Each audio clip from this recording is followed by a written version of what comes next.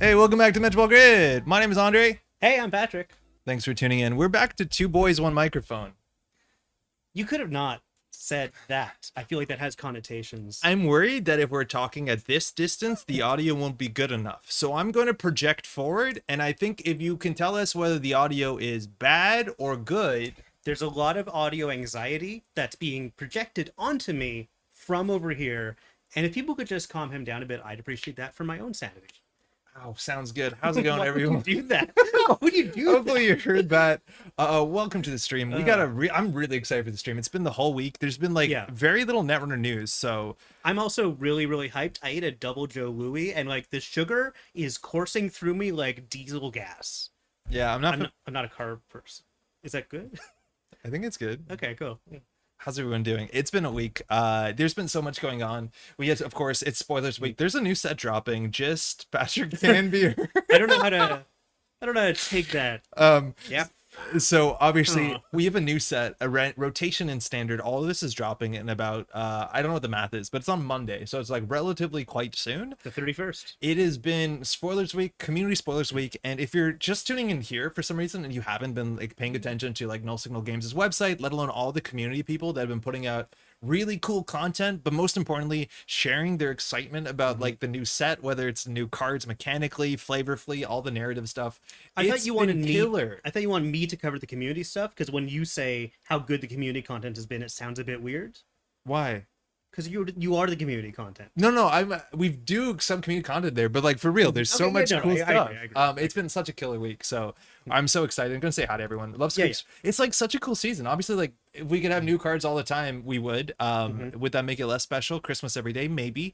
But like it's just such a cool time of the year. It's always so cool. Yep. Speaking of Sangrins in chat, daily casts. Jeff's been putting a lot of work. He's been streaming every day. I think it continues tomorrow as well.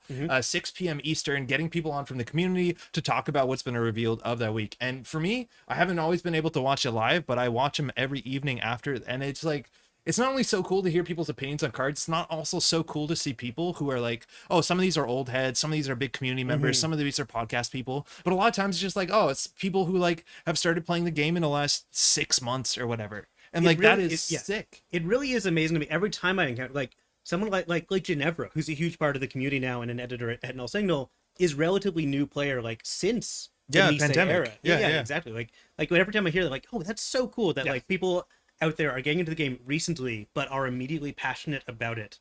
Yeah. And in a way, they want to make content, they want to help with the game, they want to continue the community. It's awesome. Yeah, it's really cool. And like there's so much good stuff going on. We're going basically today we're going to probably play one game of Netrunner. Unfortunately, it's going to be the deck list of the week as we're contractually obligated to. Yeah. But after that, there's just a lot of news to go through. A lot of spoilers. We got a new ban list update today. There's so much. I'm going to say hi in chat. I think real quickly. Kyle, how's it going? Cror, stream hype. How you doing? Michelle Bugalter did nothing wrong. Well, that's arguable. We'll get to that. Lucas Rabbi, how's it going? Hey, Pink Bonkel, how you doing? Solmir Pat's a bit quiet. Wait, for real? I can't tell if that's real. Alvin, how's it going? Stab Tabby, Delta, Combustion Waltz, two boys, one mic. Yeah. I'm so hyped by Scoops Week. Looking forward to the circus that will be APAC. Yeah, that's totally worth knowing. Is that APAC Continentals is, I said the date wrong on the last stream. It's technically, I think, the 4th. It's like the Saturday, technically maybe a Friday, depending on where you are. I never trust you with dates. No, it's not good. But yeah, I feel like it's just wise to avoid that. It's upcoming, and what's important is that the new rotation and the new cards generally are only legal 2 weeks after everything is out, right? But APAC Continentals is going to be legal for it. In fact, all Continentals are going to be in the new meta, so this is going to be like, at this point we're just hoping everything works on JNet, let alone like has everyone figured it out. But it's August 5th at 10 a.m. AWST. I think here it starts at like 3 in the morning, but there are people in Montreal who are playing it. Cool. Also, notably, this is not an invitation, so like while Continental sounds really intimidating, anybody can join this, and very importantly this year you can join as many Continentals as you want. So while one of them is going to be physically in person in Bellevue, Washington, I think 2 weeks after that, which shout out to all the folks running that at the Mox Ruby or whatever the place is called, Euro Africa's and APAC's will be online, and you can play in both of them if you really want to, which is very great. Cool. Yeah. Off to Philly tomorrow for me. David, how's it going? Same. I'll see you there. There's also, again, this is just tomorrow. And I think there's actually a lot of people who might watch this channel are in the middle of commuting as well, because Bushi is running in Philly. It's the East Coast Nationals. It is in the old meta, so it's actually like just 4 days or 3 days too soon, arguably. This is the send off. This is the big yes, the big final graduation for the Parhelion meta, which is really cool to get it, to be able to have like some closure there if you want to have your mark on history. But that just starts this, I think, I'm not sure if it's Friday, I think it's Saturday, I'm not sure the dates, but very importantly, if you want to watch that, and boy do I, you can watch it on, again, links in the description, but I believe it's going to be up on Code Marvelous's stream. They're doing the whole stream. I think it's also going to be single-sided Swiss, which I'm really stoked to see, because that's something we're going to be doing for our nationals here. Mind you, we have a nationals next month. If this doesn't fall apart. Wait, do we have a nationals next month? We have a nationals next month. Next month, you say? We'll be talking more about that in the upcoming week, because there's a lot of stuff going on. But again, we have a nationals here August 26th and 27th. Stoked to have you there. It starts on Saturday around 1 p.m. EDT. Jeff, do you know if it is on Code Marvelous's channel? eBay's the promo, Sunny, just to say goodbye. News go Bird, can't wait for the news set. Yeah. Yo, Brendan, how's it going? I am just a random meta mate. Winnegon, how you doing? Awesome. Okay, so we'll find out. Anyways, yeah, it's been a lot. There's a lot to go through today. There's going to be a lot this weekend. There's going to continue. I think we're getting more spoilers tomorrow as well. Like, I don't think it ends. I think it goes to the weekend as well. It did last weekend. I think it goes all the way through to the final day. Yeah. And I can't remember, but I feel like there's some stuff that isn't even scheduled. I probably shouldn't say that. I also am pretty sure we're not going to see the whole set before it comes out. Okay, yes, that's what I was not saying, in case anyone from Null Signal Games is watching. Yeah, so that's really exciting too, because like that was the thing that happened, but only small, like not that often. Like in the last set, I think there's only like 3 or 4 cards that weren't spoiled. But it is cool when it happened. It's weird how much I enjoyed that, as much as I enjoyed the community spoilers. Like, ooh, this is something that I found first, or yeah, it's cool. Which is weird because I'm in Null Signal. Was Banhard not spoiled to the day of? I can't remember. Banhard might have been pretty late. But Wentagon saying Matryoshka? What was that card that was not spoiled? Was it Matryoshka? Oh, maybe. I forget, but like there was like impactful cards that were not part of the community or the NSG like spoiler stuff, which is like still really cool that even after you think you've seen everything, there's still bangers hanging out. Hey, Izzy, how's it going? Are you traveling down already? Good luck at the East Coast Nationals. I'm really rooting for all folks from New England. I thought I had the night off from thinking about Netrunner. No, it's Metropole Grid, baby. Oh yeah, Mondi, you were on. Am I the Metropole Grid baby, or are you Metropole Grid baby? Mondi, you were on. Man, I've watched a whole bunch of them in a row, but it's good to hear you on. I think you had a good one. It was one of the days that had like 8 cards, if I'm not mistaken. No, I spoiled Matryoshka. Fuck, sorry, Jeff. Yeah, that's why I didn't remember But I think Banhart might not have been. I thought you spoiled like. Oh, because you had Matryoshka and the NBN stuff. Because you had Scion and like shipment from Vlad, right? Driving down tomorrow. Okay, awesome. How far is Philly from the New England? It's like 6 hours, right? It's not too bad. That's really cool. Yeah, I'm really jealous. I think originally I intended to be in the what's it called? Unfortunately, we can't, obviously. But I think it's gonna be a really good event. I'm just really stoked. Yeah, when will you get that felony purge from your record? Like, it'll be nice for you to go down to the US one time. I don't know if it'll ever happen. Ah, damn. I have to pay off a lot of tickets. None of this is true. No, none of this is true. MS, I had NBN cards. Parlian, I had the AIs. Oh, you also had the dog. Yeah, right. Like, that's a weird thing, Jeff. As much as it seems disrespectful that, like, I don't know what spoiler cards you had, like, I was surprised that I had Mayfly as a spoiler card. Like, I forgot about it. Yeah. Like, obviously, you spent a lot of time putting together a video, and I remembered the blue cards, but I forgot, oh, yeah, there's Mayfly there. Because, your set was, like, blue cards and then Mayfly. 1 or 2. I think you got 2 neutral. Like, you got red. I remember red team, I remember Tranquilize. Yeah, those are blue. Well, yeah, but I'm trying to remember what else you got. Penny Shaver? You also got Penny Shaver? Yeah. Okay. So then I guess you only would have gotten 1 other card. Yeah. It's usually like 4 cards. Yeah, 100%. Yeah, it's super weird, right? Like, I'm very privileged to be able to get spoiler cards and put out content, but like sometimes you just forget, which is like kind of messed up. Oh, Asman Pudlat might have been. Oh, Pula is day of. Yeah, no one spoiled Pula. And Pudlat's stock is rising. I feel like that's going to be a meme card that everyone says Pula's stock is rising. I think to some extent Pula's getting more interesting because Anarchs need some consistency to find breakers. Yeah. We also saw a really cool virus breaker, AI virus breaker today. That's actually like very important. I'm not sure what today's spoilers are. Yeah, it was a late one. It was some of us work for a living. Oh boy. Laser pointer's a gun. Yeah, there's a laser pointer's a gun. Okay, laser pointer's a weapon. Right? We saw another weapon today, but also like any virus Pula cares about, which is really cool. Yeah. New copy paste just dropped. Okay. Oh wait, was Audrey spoiled today? Yes. Cool. Yeah, Audrey was spoiled. I think it's Banner. I only listened to it on audio, so I don't actually know what it's called. But they Banner, did it doing the ShadowNet. I think Banner is one of my favorite texts. Oh, really cool. How long until they forget about your neutral card this time? I think it's going to be a lot harder because it's a very... Not that, like...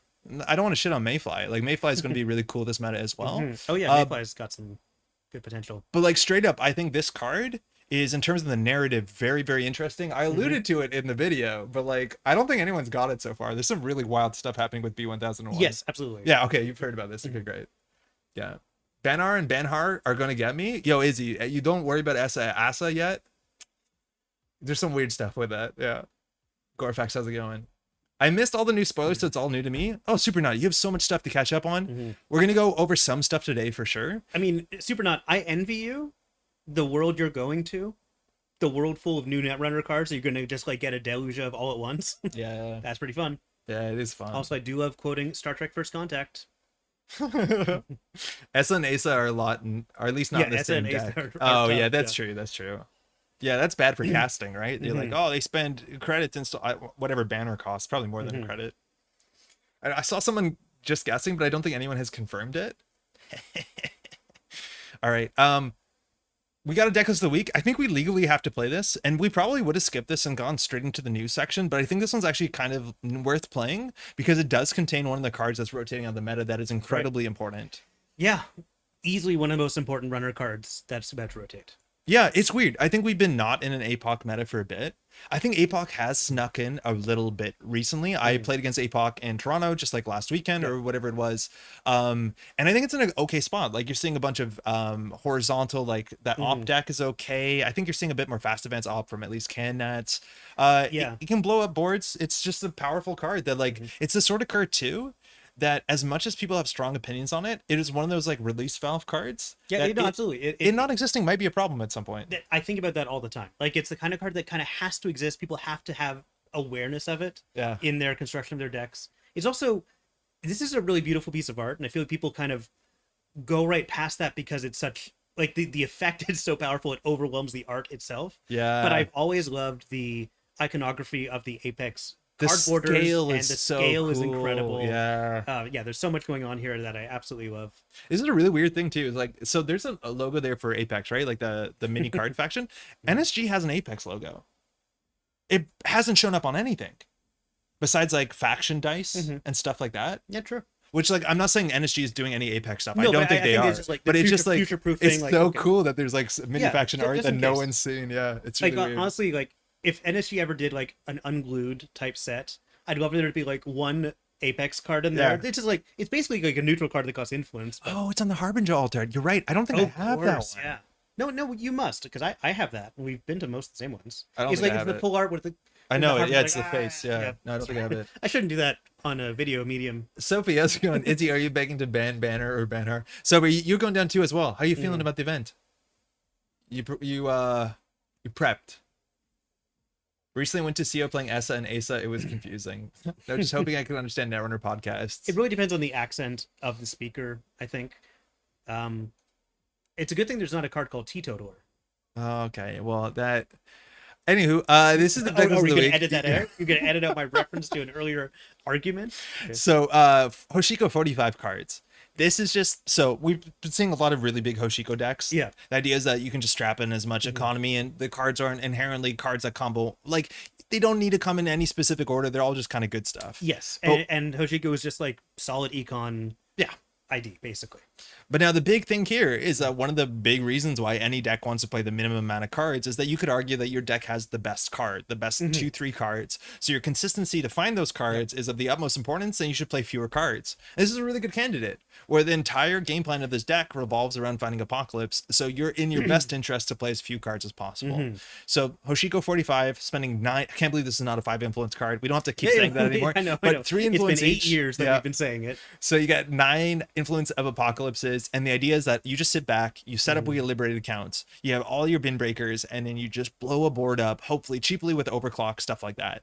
Interestingly, we don't have any other ways in this deck to gain extra clicks, and some of the decks back in the day would gain extra clicks they would put in their deck. Something like maybe is rotating, but you know that, what's their name, the wheels, that sort of effect. The pre-wheels, not Rachel Beckman. No, there's a new card coming called Hannah Wheels. You know, I know about Wheels, okay. but you're talking about someone before. Well, they could do like Running Hot or like whatever exactly. that one. It's called Running Hot, right? Or Running Hot is the Midnight Sun one. Yeah. That's the Midnight Sun. Okay, perfect. But sometimes you play a way to get extra clicks if you really need to, but largely that's all you want to do. Amped Up was the old one. Yeah, Amped Up, right. Why would you want more clicks? In case there's like a defensive upgrade, something like a border control. I think you're not seeing those on Centrals as much as you used to. And there's a big chance that people don't expect you to play on APOC Hoshiko. And I don't think you can really tell this is an APOC Hoshiko besides the deck size. Because there's no card here that really shows you're an APOC unless someone plays a build script. I think as soon as they play a build script, you're a bit confused. Because it's just extra card draw, and it means they're really trying to dig for one thing. Yeah. It seems like they're valuing things a bit different. We also don't have pinhole threading, which can help on Central servers. There's a lot of other tricks. And once we blow the board up, we just put down a Stargate and hopefully win. Yep. Should work. Single Mad Dash is really powerful too. You can always APOC agendas. With Stargate, of course. Seems good. Apocalypse, when you discard this card from your hand, put it back with +4 power. Oh, that's a Marvel Snap. Oh, yeah. Okay. It took me a while. It's been a while since I played Marvel Snap. Excited to coast the bottom tables at ECC. Nervous but excited to East Coast Nats. I'm like so stoked to see East Coast Nats. I think it's also the first big in-person event that's single-sided Swiss. Oh. And I'm like a big proponent of single-sided Swiss. I'm interested to see how it scales up to large player counts because there's just more rounds and then more time finding tables, and that might catch up.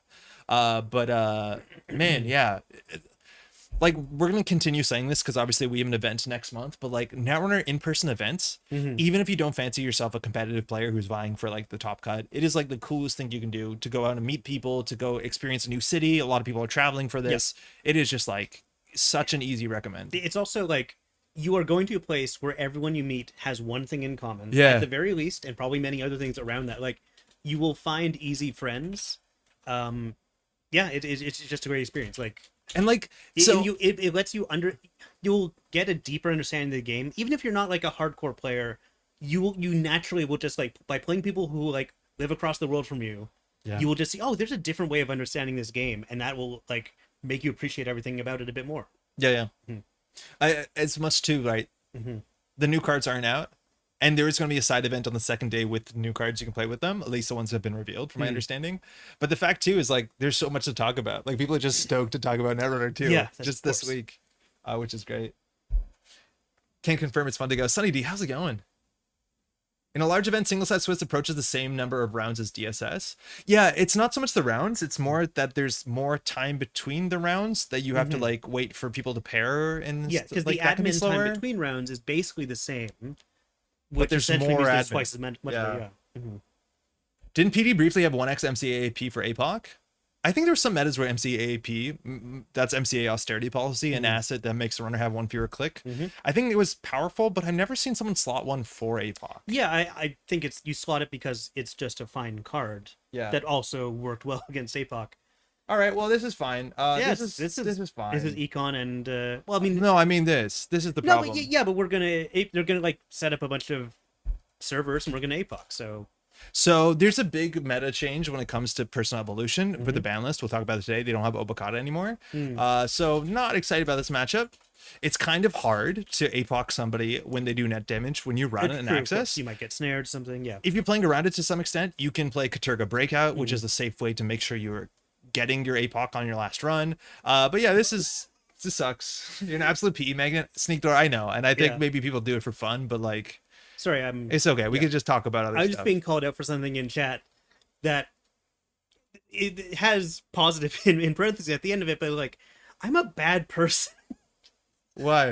If I didn't go to Worlds, I wouldn't have played against Pat, and you wouldn't have said I was not a human for as long as I was his opponent. Pat, what the did you do? I think I told this lovely human being, Homo sapien, that they were not. I don't consider them a human being because it makes it easier for me to harm them while playing. What were you playing? This children's just like playing game. Archer. It was probably like my Trixie op that had like, you know, you were control into an enemy and stuff like that. Yeah, it's like. I mean, PE is a good faction, good ID. It's really powerful. It's just like, so a lot of times when we're down on Jinteki or PE specifically, is there's a lot of decks that do more net damage than you can afford to play your cards. So you just don't play a lot of your deck, which is fine. It's just like, we're generally here to show what the deck can do. All right, double advance. If they score an oboe here, we're fine. Yeah, but PE is also a safety valve. I think of PE is the same way. Like, you have to kind of anticipate that kind of thing exists. And Stargate's just going to ruin their whole day, so this is fine. All right, well, I don't want to deal with any of this. We don't have Pinhole. We don't have any. We have a way to break an Anansi abstractly. I think that's an NGO friend. Like, are they scoring on a small agenda here? I think trash the Anansi. Yeah, I think so.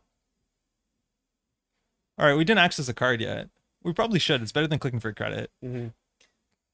Yeah, we'll access. Mondi says, I don't think it makes you horrible because it wasn't true. I don't know. Our Netrunner player dudes. It's a Doomtown thing where everyone's a dude. TBH, I fall in love with PE, but I like active PE decks. Yeah, I think the active PE decks are like obviously much more interesting than trying to fork. But we've played against a bunch that are just what like. What is an active PE deck? So the ones that actually care about what's in the remote server, as opposed to be like, I'm gonna drag you through like every single net damage card, like Magangas and like anything that just has damage on it. Okay, so they scored an Obokata. Very interesting to talk about this today, but this does change heavily. Yep. We know there's a Mouseless on top of the deck. We have a Mad Dash. We have a Steel Skin. Let's go find an agenda. Yeah. Yeah, Obokata is the kind of deck we are totally happy to see them. So this is one that cares about stuff on the table. I'm very surprised they're scoring at the Obokata early. That's not often what you want to do. So we're gonna get rid of the Mouseless. I think we're gonna try and run HQ and just trash. Oh yeah, run HQ, sure. Because we want an access. We probably want to trash the Keeling. They have another one coming. If they fire a snare here, okay, that's good. But they have a second one coming up. Yeah. So can we trash 2 Keelings? I think we need to. I guess so. We do have like some recovery. And so they have a Prana on top that we can't trash that. That would be 3 net damage post rotation. I honestly think the new Obokata card is like busted powerful in a lot of different ways than this card's busted powerful. But I don't think it's a strict downgrade. I think that card's absurd. Are they scoring out? Is that legal? They don't have a spin in hand already. The Stargate lock is pretty real. Yeah, it's kind of tricky. That's going to be really rough because I'm guessing they don't have a lot of ice. I think they did draw the Mouseless though. No, we trashed it. We trashed that. Yeah, we trashed that. So we know they have a Prana in hand. I don't know what this is. Obviously, it could be an Obokata and then be on game point, but I think we're just going to ignore that fact. Yeah, sure. Hey, Eric, how's it going? It's a Pat stream. It's a Pat stream. Everyone's favorite kind of stream. False lead. Okay, so these are some of the older PE versions. Yeah, I see what's going on here. Hokusai is annoying for us. I think we get rid of the Hokusai. Yeah, get rid of the Hokusai and then run twice, right? Yeah. Yeah, this doing 3 damage opposed to 1 damage would be totally different. Playing the card game J'accuse. False lead. Okay, so they hit the steal. Nice. Okay, we got dirty. We're gonna use it here. We're gonna take another net damage. Now we just have to steal Nobokata. It's very hard for us to win if we don't steal Nobokata. We also don't know what they're drawing into, which is like kind of shitty. I think we can just like tempo out of Deuce's Wild here. Funny enough, 2 Stargates is legal play, and then you can be like, oh yeah, Edward 40 hands as you said today. Yeah, and we'll just do that. It's fine. So we're just referencing things that we said before, then totally without any compunction whatsoever. All right, we love a Pat Scream. That's another Oboe. Oh man. Okay, so now now things are interesting. Now they're weird and interesting. Because they usually have either 2 or 3 copies of the 2/1 agenda. Yeah. They did draw an unknown card, so we could lose this turn. We only know in their hand they have a Prana Condenser. Let's go. I've never seen them spend like that's 10 credits for something. Like that's a lot of money. Yeah. Okay, there's a false lead on top. Warroid Tracker does fire on the Oboe. Sorry, on the Stargate. I think they're okay Resident DNA Tracker. They would need Econ. They play 2 hedge funds. We haven't seen Hansei's. We haven't seen Celebrity Gifts. So that's okay for them to draw. I think we'll hit that. Yeah. And we obviously can't let them have anything in remote server, but we also have to run this next turn potentially. That's fine. Yeah, so if you Netrunner players are not people, if you steal an agenda or score an agenda while this is active, then you gain 1 extra agenda point. That's the whole upcoming set, our Netrunner players, dudes. All right, draw 2, gain 3. Mad Dash. Okay, so they have on top a Warroid. I think we have to deal with that now, so we don't have to do the trace. We also are going to access a card, so we do a Hoshiko. Would love a Dream Net. Actually, this deck doesn't have a Dream Net because it's not meaning to run anywhere near this. You don't want to have a lot of permanent things. Oh, shit. We trashed the Warroid. Oh, sorry. You fool. I goofed that. I knew what that was. Whatever. They're not offering us to take it back. We're not going to ask. Undo. Oh, thank you. Oh, thanks. So we'll take a click back. We're just going to draw so we can get our breaker into the bin. So far we have Decoder and a Sentry, so we'll just throw out the paperclip. We're not expecting to need it. Oh, I'll be so happy to see paperclip gone. I don't. Yeah. I think I am. I don't know what's going to take its place. There's always a chance of a worse evil, but it's hard to imagine a worse evil than Paperclip. Did we say that Banner had been revealed? I mean, Banner was revealed today on Shadow. That's not an effective Paperclip replacement, but it is a barrier thing. So for the ShadowNet, it's a cool thing to listen to. Like, it was a really good episode. Majority of it wasn't spoilers, but I found the conversation to be interesting, as much as dunking on his locals. But yeah, what was the Canadian politics corner like? Wait, am I confusing? So okay, that's a Prana, right? Yeah, because we've seen it and we haven't trashed it. So I think we don't have to run it. Like, it could be very unlikely it's a Spin Doctor. If it is a Spin Doctor and we hit an Obokata, we win. Oh, hybrid release is the 2-1. I was trying to remember what that is. We lose a hybrid release here. Yeah. Sorry, the thing is, I want to say about ShadowNet is because I haven't seen the cards in person yet. I don't remember what the text is. I really need to physically see a card to have any understanding of what the card does. I have a problem there. Excited to catch up on all the spoiler podcasts and the drive down to Philly. Yo, download that stuff off YouTube. Okay, Snare, Prana, Hokusai. So Prana is unique. That's what we think is the remote server. We could just lose, but I think it's unlikely. It's more likely for this to be a credit trade for them, where they res some cheap ice and they get some more money. But that's fine. Yeah. So we'll get rid of this Snare or the Hokusai. I don't know. I don't want to hit the Snare, but I don't think we're gonna actually make accesses. They only have 5 credits. I think we get rid of the Hokusai here. I'm the same way about needing to see the cards. Yeah, I know. If you explain to me what the card does, I do not remember it. All right, we'll do a sure gamble. We have to run this and deal with the Prana. The only chance that we don't have to deal with the Prana is if this is like, if we're not gonna take net damage for a minute. But there's a small chance that this is a Regenesis or a false lead or something else. So we're just gonna run this. Yep, you gotta. Is it really gonna be one game? There's a big chance it is. Yeah, this will be another like Goosebumps horror game stream. So what is Prana to trash? 4. Okay. So we install for 3. You were looking at Hokusai Grid. No, I think I looked at Prana. Yeah, it's 4. Oh, Prana is 4. Yeah. So we install for 3, break for 3. So it's 6. That takes us down. We haven't accessed the card, so we'll continue the Hoshiko up. I think we can do that and put down Fermenter and be okay. I'm thinking if they want to res here. Sorry? I think it's common to need to see the text. Yeah, I think it is. Well, no, I can't. Oh, no, I have Black Orchestra. Black Orchestra is, yeah, that's right. Yeah, I don't think they see it. No, I can break it. I don't think they saw we trashed this.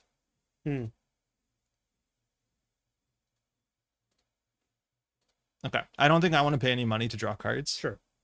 Because we still need to have 4 credits if we think it's a Prana. If it was a Prana, that they would have resed it. So I think this is probably like a Rashida.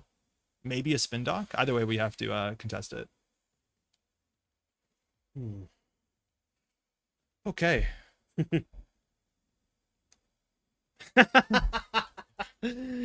Yeah, you are. It's been called many things. Yes. But not that one. You can fire the first sub. Yep. Yes. I wonder what else this could be, right? Like, we saw the Prana, but if they thought the damage was going to fire, they have to res it at the same window they res the Ike. Or, because if we do nothing during the encounter step, oh no, they could still, we have to pass to them. I got, depends on what we both pay. I'm not going to pay 0. So this one, you have to pay different. So we paid the same. If we paid different, we would draw cards. Did you find podcasts where cards are discussed, like data pack reviews on Terminal 7 useless? Did you pull up the... So for those cards, I'd already seen them before, so it was a lot easier. They didn't res that. I mean... It's important they don't have money. I just don't know how that's going to fire. We know another one's coming up, so I'm going to say whatever to that. Sure. We'll get down the Fermenter. Oh, we lost our Stargate, so we can't do double Stargate. Darn. Yeah. Okay, so it's been a minute, but they drew into a second Prana. They have a Hokusai coming off the top, right? No, we trashed a Hokusai. So they have a second Prana with a Snare on top. Didn't we trash the Snare? No, we trashed the Hokusai. Okay. So they have a Snare on top, a Prana in hand. Can we see... They have ice. Okay, yeah, you're right. Yeah, sorry. Yeah. You may often have to rewind and listen over a few times. Oh, to get the card in? Yeah. Some outside art in this PE play, yeah, they're playing it differently. Like, they jammed out Obokatas, which is like totally changing how we have to play the game, but it's not often what you see. All right, I think we'd really do well if we drew into a Liberated at some point. We know they're top decking a Snare and then a Prana, so they haven't won this turn, they're not gonna win next turn, so we actually can afford just to set up. Yeah, I think it's fair. It's notable because we're not an APOC, because we're an APOC deck. We don't have things like a Hippo, right? So like we don't have program destruction. if we dirty laundry any server besides archives, we can give them prana credits. We want to avoid doing that. So I think we just like we can draw once maybe. That's good. It's probably me having the same problem, but the new cards I've seen on NRDB are either really good or really bad. As long as there's an extreme, then you have an emotional reaction, and that means it's technically art. So that's kind of what you want. No middle sliders on Netrunner design. If you look at a card and be like, I don't care, something's happened. You have to hate or love it. Yeah, Behold is so funny that it got spoiled. Yeah. That's probably another prana. There's a small chance they're playing us or it's a snare, but I'm not interested in running that. There's no reason to run that, of course. Okay, so they can res an Anansi. They would have to have an Anansi in hand for a minute, and Anansi costs us so much money that we have to crack the fermenter first. So I will do it, and then we're going to hit an Obokata. It's very unlikely to be a Spin Doctor because it would hit the table already. Yeah. I think that we're fine here. I think there are almost no really bad cards. I don't think I've seen any card that's no, there's some cards I think are bad, but they're getting better with support. No further action. Okay. But there's definitely some cards that are better than others. There's a lot of like... Well, there we go. Do we win? There we go. Unless there's a spin. There's one spin already on the table, like on the top 3. Yeah. Again, for this, we only need 4 cards in hand because we win before PE fires. That's always important to keep in mind. What makes a bad card at this point? yeah, gotta. It's always coming threes. That's a good one. Just got banned today, eh? So Combustion was saying I'm going the opposite way. So I think Combustion is saying they're either all really bad or all really good. Oh, wait, no. I think they're saying they think they're all mid. No, but they said the opposite. Okay, I have 2 coins that add up to 30 cents. One of them is not a quarter. I was focused on this. Give me one more second. Yeah, sorry, it's totally fair. Yeah. Okay, that was a reasonable P game. They definitely played like tempo negative agendas. These often you will like save to the late game. Yeah, those are the game. Yeah. But they were putting the pressure on us. Like I think that's how they had to respond if they didn't get ice for Stargate. But like you don't often see our Stargate on the table that quickly. Catch you around, eh? Right? Like often Stargate turn 2 is not the play, but this one seemed okay. Who's on first? Yeah. BB? Is that baby? Oh, I'm leaving now. Bye now. What? There's a winning hybrid release coming up. Oh, is that actually... I looked at 3 cards. It was Spin Doctor, Obokata, and then I didn't care about anything else. But there was the hybrid there, right? Very cool. So you're going to take our word for it that that's an APOC deck? It's in there somewhere, I'm pretty sure. No, we had one at the start. It got net damaged out. It's too bad. All right, y'all. What do you want to do? I think we're going to run through the spoilers real quick and talk about our opinion, our feelings. Because, like, firstly, Daily Cast is great. Oh, man, I feel so bad. Like, I feel like either this was bad. Okay, it's a bit of a mixed bag. So, link will be in the description. Sangren SC has been doing the Daily Cast, which has been going on for seasons now. Every 6 o'clock Eastern, people are coming on. We talked about how this is so great because it's people from South Carolina. No. Okay. No. I don't know. I don't know why the SC is there. But so these are really good. Yeah. Now Jeff reached out to me early because I was like, "You doing Daily Cast?" He's like, "You want to book a slot?" Because there's an open thing. You can book a slot. It's not an invitation. Anyone can book a slot. It's sick. And I said no because I thought it sounds like it was an invitation. That was probably specifically invitation, but I thought there was so much Andre or Metropole Grid content this week because we have our Thursday stream and then we had like our spoilers on Tuesday. But like, you know, sitting quiet and not getting your really, really important hot takeout, killing me. You can't stand it, Can't stand it. But of course, you realize the collateral damage. He's not going to have me on if you're not on too. He could. What my celebrity is tied inextricably to your coattails. 100%. I don't know, man. I think you could maybe like me, man. Yeah, but like you know what you did. Oh yeah, it's true. Yeah. Still have to right. work on those. Getting those expunged. I probably should have signed up for one of those, but they're really nice, and I'm glad that there's a lot of folks getting out there. But like, it's a sort of thing where I'm like, I'm gonna regret that immediately, and I did. They're really fun. Oh, Sophie's saying Jeff is Boston. Is Boston in South Carolina? It is Boston, South Carolina. Okay, yeah. All right. So let's run through this real quick. A lot of this might be like, you know, we're not gonna spend too long on it. Maybe we'll play another Netrunner game. I don't know. Because for a lot of people, this might be tread ground. But also for a lot of other people, this might be new. If you're not like nose to the news stone or whatever. Being on the narrative, I can talk a little bit about some of these stories as well. Patrick, you could have signed up too. You know what? Maybe next time. Yeah, maybe next time. Maybe next time. Yeah. I'm not actually upset. I don't think you hate me. I think you dislike me, but like in a reasonable way. Why would I play Laser Pointer when I could play Begalter? I feel played, Jeff. Yeah, that's pretty funny. Your day on the channel, I listened to it at like, wait, this sounds like a backhanded compliment. I love the best way. I listened to it on 2x speed, very well spoken. Not that you're not at 1x speed, but like you were very, very well put together and you had really good thoughts. I listened to you on 2x speed, but I don't think that was necessary. Okay. I hate that when I do a compliment. I'm like, there's a chance this is going to sound terrible, and then I make it worse. But yeah, and then you just go right ahead. Yeah, this might fail, but okay. Anyways, Broken Bodies. This is there's I think 3 narrative pieces that Aaron put up. Shoe Flowers put up. I think it's 3 so far. So I think she got the Atea piece, the Arasana piece, and this one. They're all really quite good. So this one, generally it's a narrative piece, and then at the end it's attached to a card. And I'll be honest, I have ruined myself, and I regret this so immediately. Okay. It's like again, getting an advent calendar. And then there are some kids that 100%. Just like day 1 of the advent calendar will just eat all the chocolates like my brother and then get diarrhea when you're 8, right? Like it's not good, high quality chocolate. You shouldn't eat that much chocolate. It's getting really specific. But I didn't. I'm like, I'm a Netrunner player first. I'm going to scroll to the bottom and I'm going to go in and I'm going to hit that. Wait, there's no door on this one, but there's a door in the other ones that shows you a card. Right. So because there's a door, you just like close the tab, move to the next one. No, I just like, I don't read it. I go straight to door. Yeah. And if I read the entire Arasana piece and then opened the Arasana card on the underneath, I think it would have greatly changed. Well, no, it wouldn't greatly change my opinion, but I think that's a really cool workflow. You read the narrative, you learn about the person, and then you meet the person. Like you literally get to meet the person from the story. Yes, that is great. sick. And I'll admit, I absolutely did not do it the way I should have done it. I went straight to card, and then after I read the article, which like if you haven't read them and you haven't seen the card, I feel like this podcast is going to mess up all of that. But like, yeah, they're really good stories. Yeah. All right, Broken Bodies, and then we get to meet our first character, which I thought was in this one. Did I miss it? Oh no, because this is attached to a mechanics one, right? Yeah. No. Oh no, because there's 2 stories. One from Calvin, one from this is Calvin's. Calvin's had the narrative attached to it. Yes. Okay, cool. Here we go.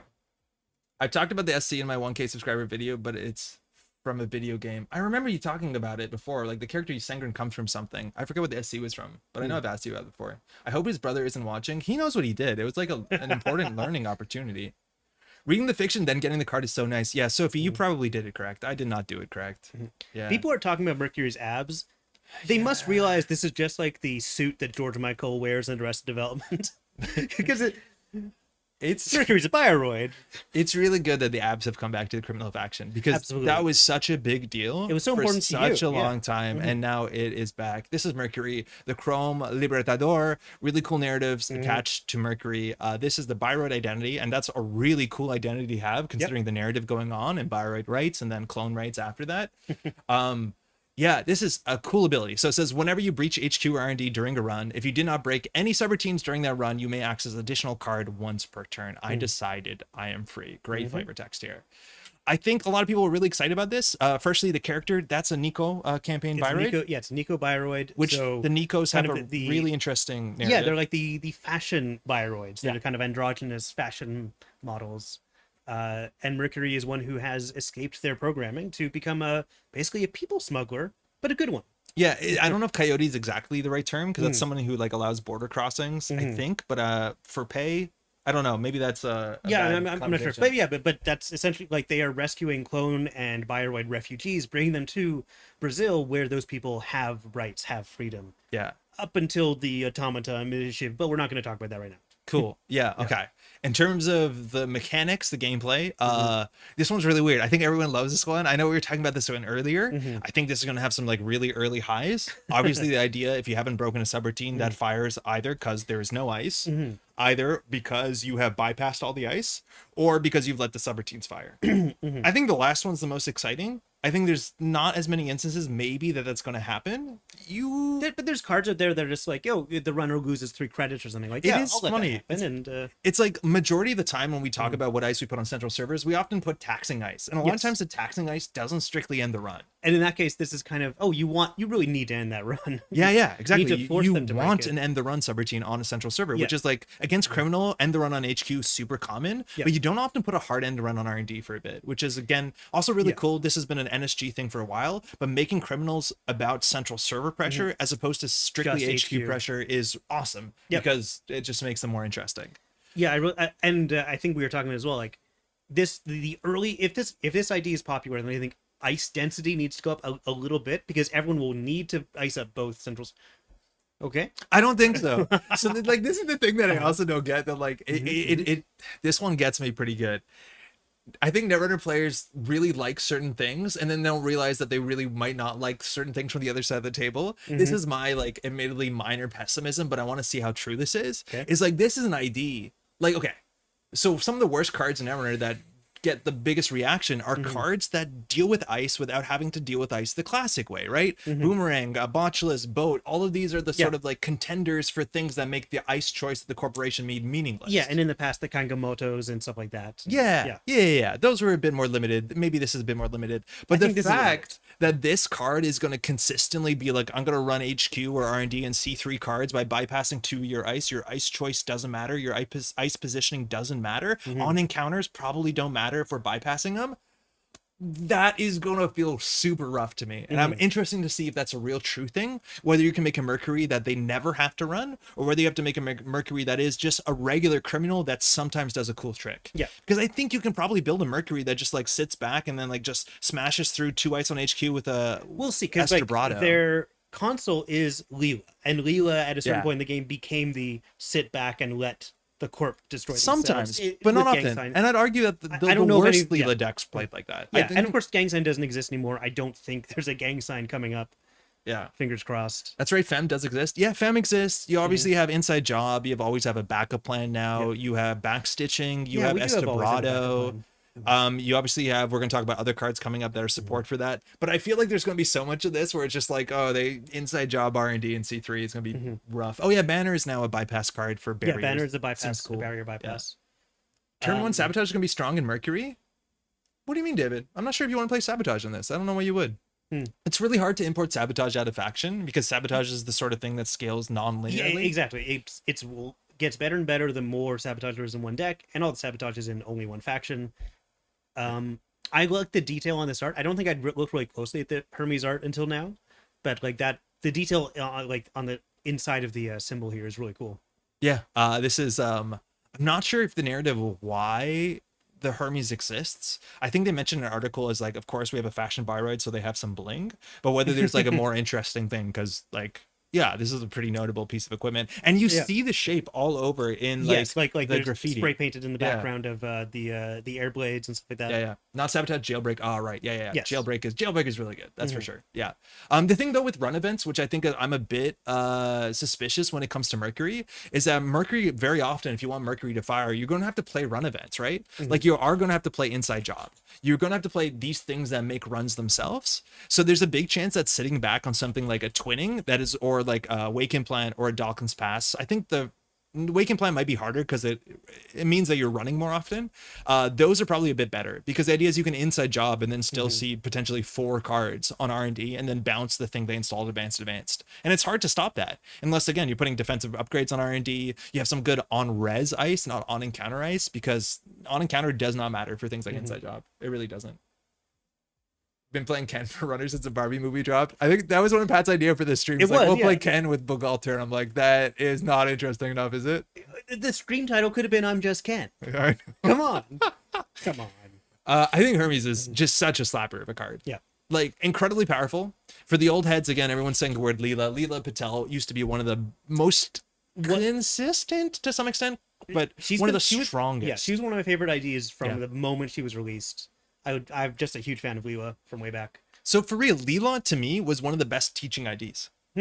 I'm worried that people, when they played Leela, they didn't want to make any runs so they could keep everything derez so they have choices. But I think Leela was so cool because when something scored or stolen, there was a really cool, obvious decision that clearly changed the entire flow of the game. Yes. And new players loved that. Yeah, I mean, like, what I loved about, I've talked about this before, all the runner IDs in the Lunar Cycle forced the Corp to kind of rethink the way they built their side of the board, which I think was fantastic. games. Yeah. So we're having this attached to a 2-cost console. Mind you, a 2-cost console is pretty notable for Criminal. I think it's only this and Swift, and I don't count Forger really. Not that it's standard legal, but 2 credits for 1 MU, that's okay.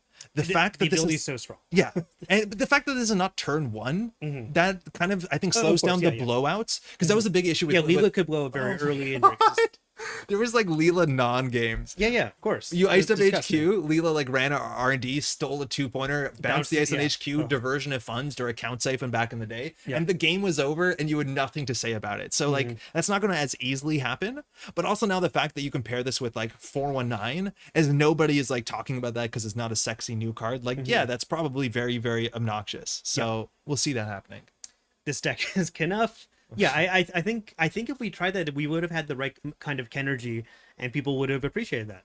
Oh boy, there's a lot of good spoilers. Kalana Combustion. Oh, Kalana, first time catching the stream in a while. How's everyone enjoying the previews? I've only seen what's been posted on NRDB, so I might not have seen everything posted. We're gonna be going over a bunch of it. Most of it, what we're gonna go over is on NRDB.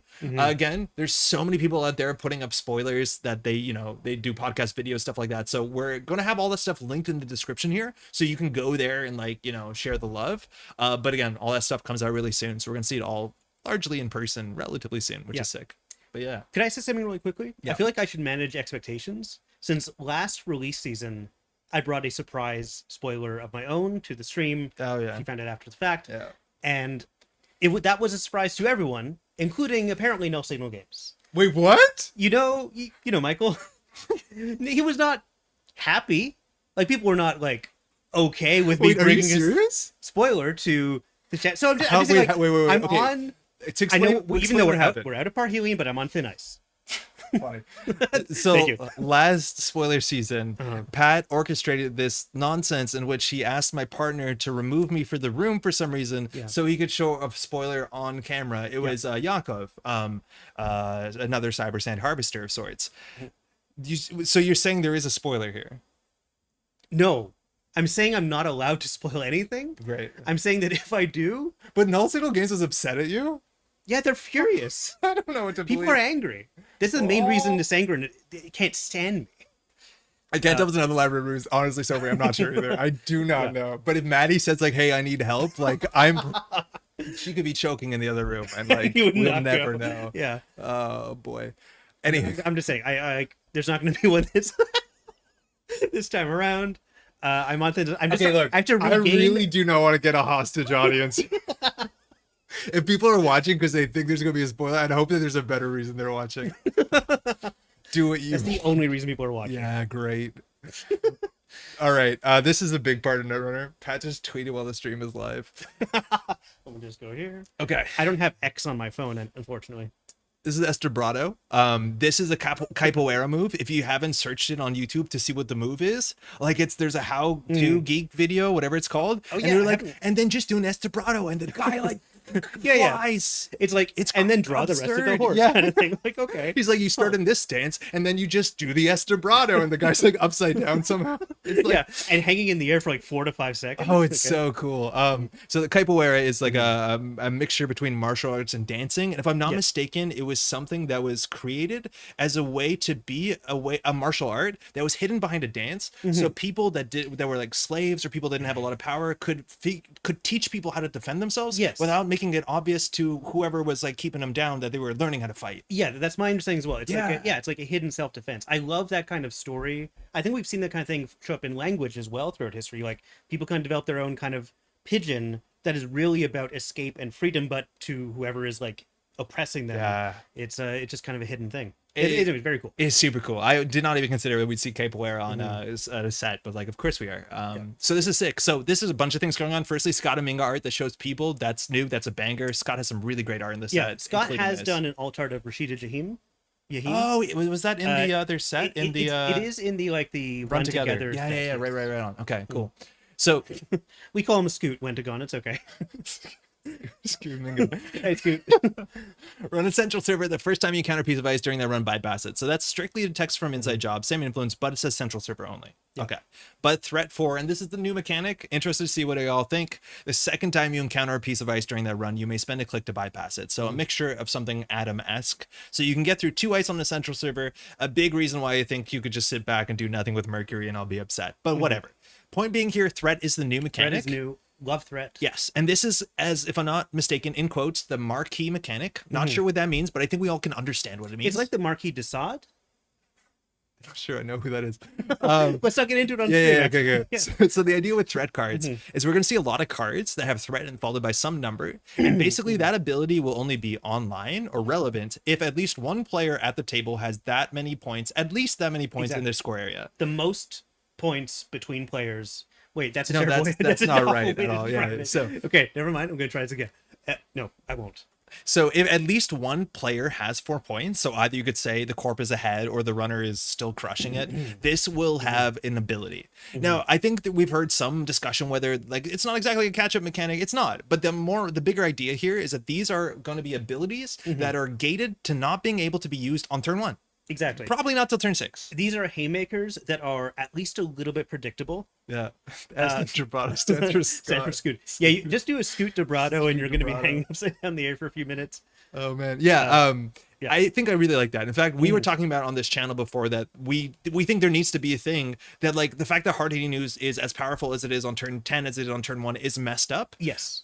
We called our shot there and we were largely correct. There is a new hard hitting news that's gated attached to threat, and I'm very positive about the design of that card. I really, really like it. Yes. I think it's so cool. It's so cool. It's like, oh, well, the game is different once you're at 4 points than it is when you're at 0 points. And I think that's very cool. Yes. And it accelerates for both players. Because like, oh, sorry. You're fine. I mean, anyway, it's because Corp and Runners both have threat cards. Yeah. It really feels like a mutual escalation. Like, is there a... Do you think players will start to think like, oh, should I score this agenda right now? Or am I ready to go to that threat level? Because that means that Estebrado is on the table. That means that the new hard hitting news is on the table. So like, I don't think you're going to see that. My guess is that if you can score an agenda, you will score an agenda, barring other things. Like maybe stealing. I think you're right, especially with hard hitting news that has a clause attached to it. When you steal, you can hard hitting news the following turn. Yeah. Like the new hard hitting news, we'll get to that in a bit. But so I think that is interesting. I don't know if runners are going to go out of their way to avoid agendas. Like whether we're going to get to that same sort of meta where sports meta was a thing. And you were playing around the cards that scaled based off of points and score area, where people would just like say carnivore, but classically they would imp, or like they would destroy agendas instead of steal them. I don't think we're going to see that far. But I do think what this is going to impact heavily is agenda density and agenda construction. So like, right, of course, because threat 4. Yeah. Well, I mean, I think it's more important on corp cards. Like if a corp card says threat 4, you don't want to be running 3-pointers. You'll see a lot of 2-pointers. Exactly. You're probably you know who this is really important for? I think the community of people. In other words, our one friend Steven, who's a big fan of Ian Sinclair. Okay. I think Ian wanted to see a threat mechanic appear, and Ian's dead now. You okay? I don't understand anything that just happened. I feel like Sorry, did you have like a brain implosion? Ian Sinclair was a criminal idea in Honor and Profit. Ian Sinclair wanted to. That's not his name. Is it not Ian Sinclair? There's no way that's his name. Is it Ian Sterling? That's it. Yeah. Oh, really? Who's Sinclair? I don't know. I thought this was an author. I didn't know. That's usually when you say a name. I think it's an author. I don't know. Yeah, Ian Sterling. Okay. Yeah. Is there a character named Sinclair? No. I'm sorry. I'm thinking of dinosaurs. And people have to watch this because they think there's going to be a scoop. You know, like, what have we done? All right. I'm going to force them to think about dinosaurs. All right. This is a teeny. Is there a new character in this? Is this a scoop? No, it's not. This is a scoop. There's no one named Sinclair in the entire set. There's I someone promise. named Sinclair. Jack Sinclair is a resource. Oh, Jack Sinclair. Yeah, that's still a real not who I card. was thinking of it. Anytime you say something that doesn't make any sense, I think it's a scoop. Okay, we gotta pull ourselves together. This is a teeny. This is a I am messing up on Joe Louis right now. A teeny is a 6-cost Codegate. Anyway, this is our new threat card. It's a Jinteki Ice. It normally has 3 subroutines. They do 1 net damage unless the runner pays 2 credits. But once you get to threat 3, once any player has 3 agenda points, it deactivates the unless the runner pays 2. Yeah. So it just becomes 3 net damage subroutines, essentially, right? Yeah. Which, like...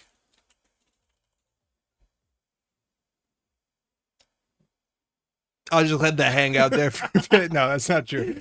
Okay, so this one to me, like... I think this shows off one of the cool parts of threat is that threat can be attached to ice to make the early face checks not game losing. Yeah. Because the big reason why this card exists is it's a reimagining of a card that's rotating, and I think its rotation is relatively important, as much as it's not the most popular card across everything. No, but it is a big. It's an important code card. gate Yes. ice. Yeah.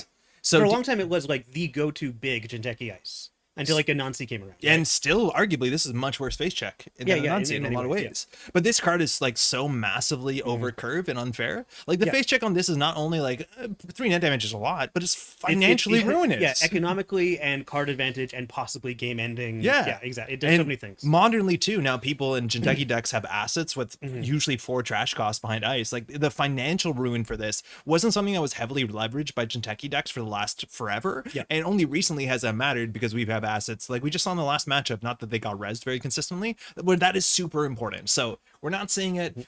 No, Sinclair Scoop. Anyways, I'm Jack Sinclair Jr. What happened to my father? So for me, this is like cool because again, you can get ice that has teeth but doesn't have teeth on turn 1. Maybe when we hit threat 3, and then you'd be like, oh, maybe I don't want to face check without a decoder. That's up to you to make that decision. But what I was a bit critical about this card is like threat just makes this card less interesting. Like the fact that threat takes the choice out of the card makes the card, I think, less fun. This card could have a lot less text if it was just maybe a little bit more expensive to res. Yeah. And what's weird, I see what you're saying. I also think like before threat, I wouldn't res this at the cost, right? Like that doesn't feel good to res unless it's. This is the weird thing. It's like when they are threat 3, the runner cannot spend credits, so they have to take the net damage. Honestly, on turn 1, if I hit this, I'm not spending 6 credits. I'm probably taking at least 2 net damage. Maybe I'm losing 2, or I'm losing 3 cards. And there's a big chance that right now I'm poisoned because I'm playing Modern Anarch that really doesn't care about program safety. Of course, and like we're playing 50 cards or whatever. Yeah. But like currently, if I hit into this ice, I would almost never care about the threat text because I'm just taking the 3 damage. Unless it matters, and now without Obokata, it matters even less, which is really weird. It's really weird. Yeah, I should have been flipped. I think that's the interesting thing. Like there's a chance that if I saw this ice, I would assume it says threat 3. It's not or, it's and. Yes. Right? Like that's the way I see it, where the threat actually matters. For me, I don't think the threat matters because you just make the decision for me. Also, how elegant would it be for the text to say change all instances of unless to and? Yeah. Yeah, thanks, that's probably thanks for supporting me. I was just worried if there's a little cursive loop. Okay, hang on. Yeah. It's an end card, which is pretty cool. Yeah, it's an end card. This is cat art. It's good too. There's a bunch of other cat art we've seen in the set so far. And it should be noted that this will not be a qualifier for the Queen Bee award. It's anti-B points. It's anti-B points, exactly. Yeah. Yes. Someone was disqualified from that, right? Is that what I haven't followed it enough to know. I think that came up in one of the null signaling. It did in the first one too, and I was like, "There's no way that the majority of the audience knows what this is about." But I guess that's why they're explaining it, so that's cool. All right, threat. We're gonna see more of it. I think this is a weird example. I think this is a cool example of cards that will scale. is a great example, and Oppo Research, is that what it's called? Oh, so important. Yeah. So important. Rules is gonna assassinate Pat for suggesting that text. Yeah. If we're spending off hosted monies, Chesva Nemric to get through, are they denied by the threat clause? Pace 2, the runner cannot spend credits. Yeah, exactly. So basically you have to take the net damage. As soon as the threat clause is online, it just basically says do 1 net damage. Exactly. You don't have a choice. It doesn't matter if it's a Chesla or not. You just can't pay credits or spend credits while the subroutines are resolving. So you can always spend the Chesva to break the thing, but you can't spend the Chesva to pay for the subroutines firing. Mind you, we did a whole video on this, and I'm so glad I did, because there's actually some really notable instances where understanding the timing, especially for Arasana, is going to be so important. So check out the timing video we put up like 2 weeks ago, because understanding that once subroutines fire, there's no more paid-ability windows, that sort of matters for this. How do you think players will keep track of threat? Because I don't think it's by like looking at their score area. But I think that's like that's not super obvious all the time. That sometimes that takes a little bit of a calculation. I think you could put a die if you wanted to. I think so. I think putting a die in the middle of the table, say, okay, let's agree this is the threat. This is like the weird thing though. It's like I think this came up on the Shadow Net, and like this is not a surprising response from Eric. But like that question came up too. Like, how do we track threat? And then Eric's response is, wait, you don't know how many points you have? How are you playing the game? I mean, of course, I always know how many points are there, but like that feels like there's just one extra step for my brain.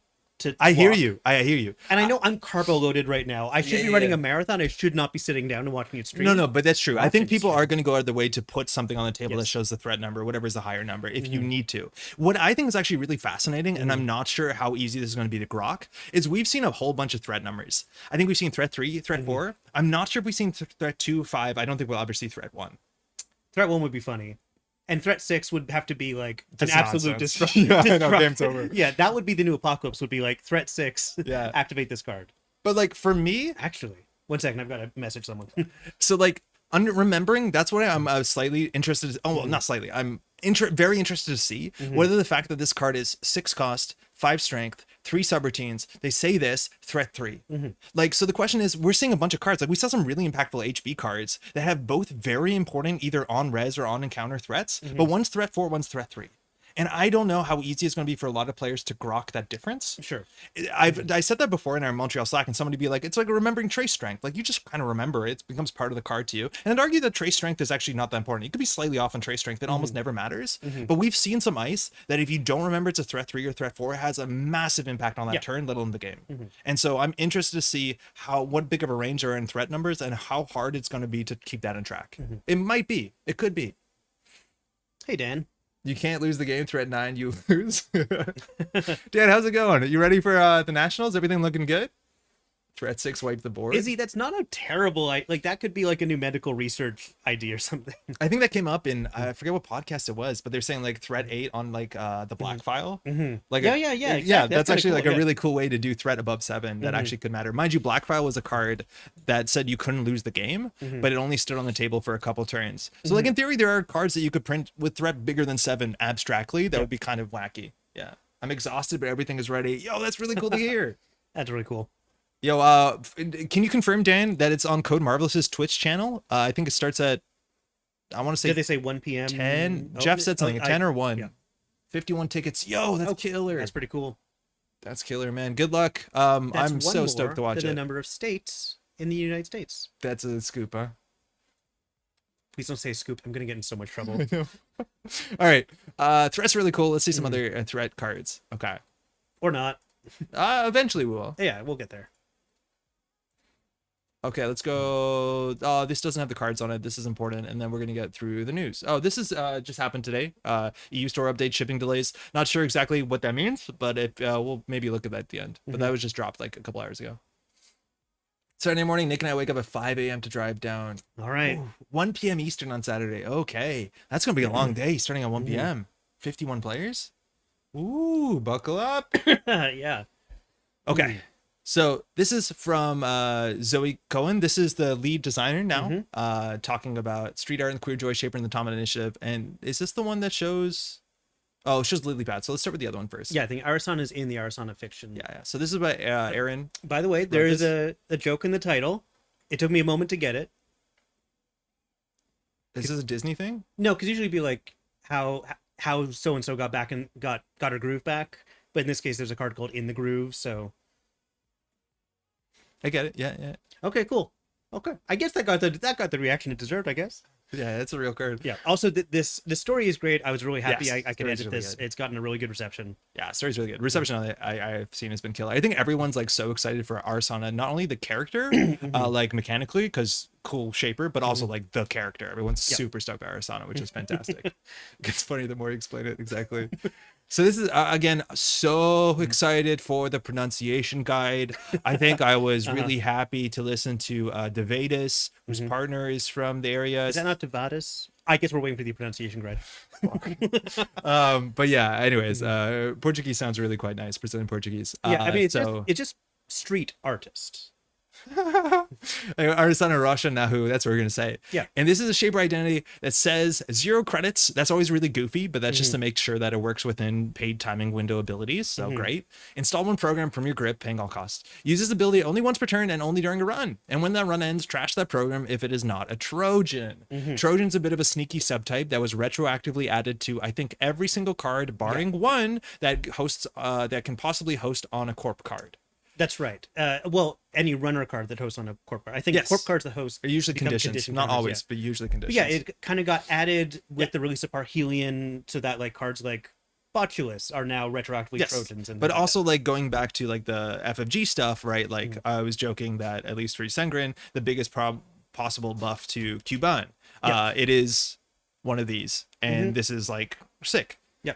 So do you think that like they egretted not making?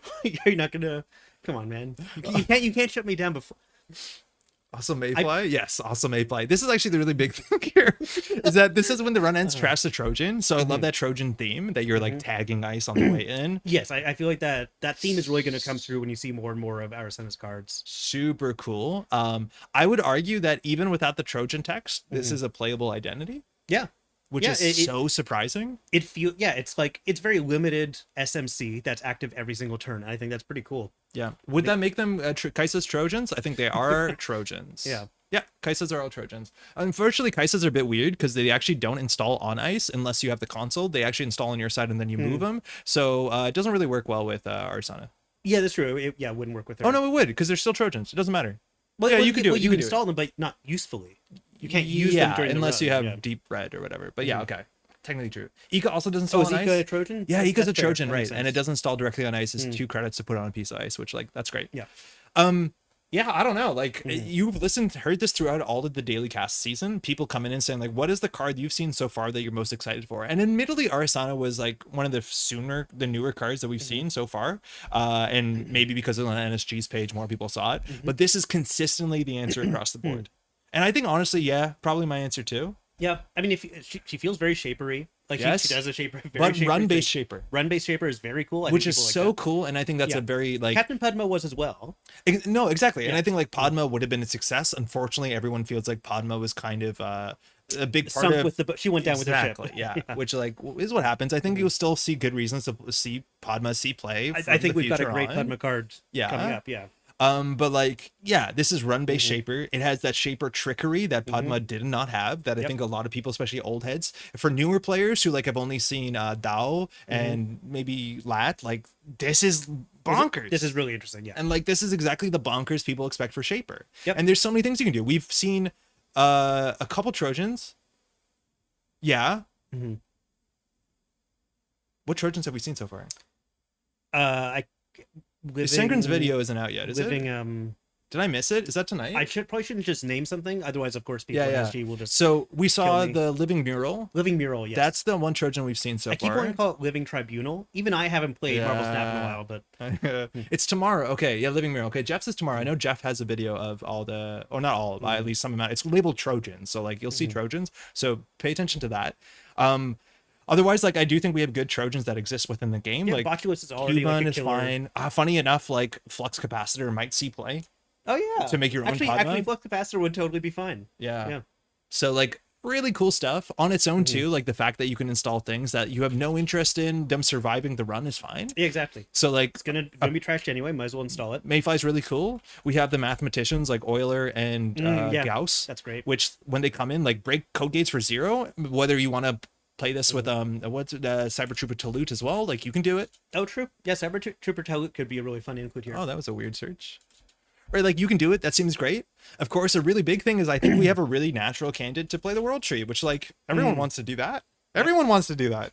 So the idea is that it's of course because like World Tree will trigger before the Arizona trash triggers. Yeah. Oh my god. And even if you're trashing like a thing like an Euler that you put down for free or a Mayfly, whatever, you can trash your Trojans. Like install a Cubon for free, pass an ice they don't res, gain 2 credits. And this is again where understanding the timing is so important. The idea is that like, okay, well admittedly, as soon as you approach the ice they don't res, you pass it. But understanding when you have priority that you can install stuff after res, before encounter, like that's gonna be really important for a bunch of this stuff. Can we go back to Arizona? I just want to talk about that exactly. Like I have too many tabs. I think it's this one. Yeah, so install only once per turn, only during a run. Okay, so it doesn't matter. Like Doesn't matter. They can res, and you can install something before the on encounter or on res, before the on encounter effect triggers, but not before the on res effect triggers.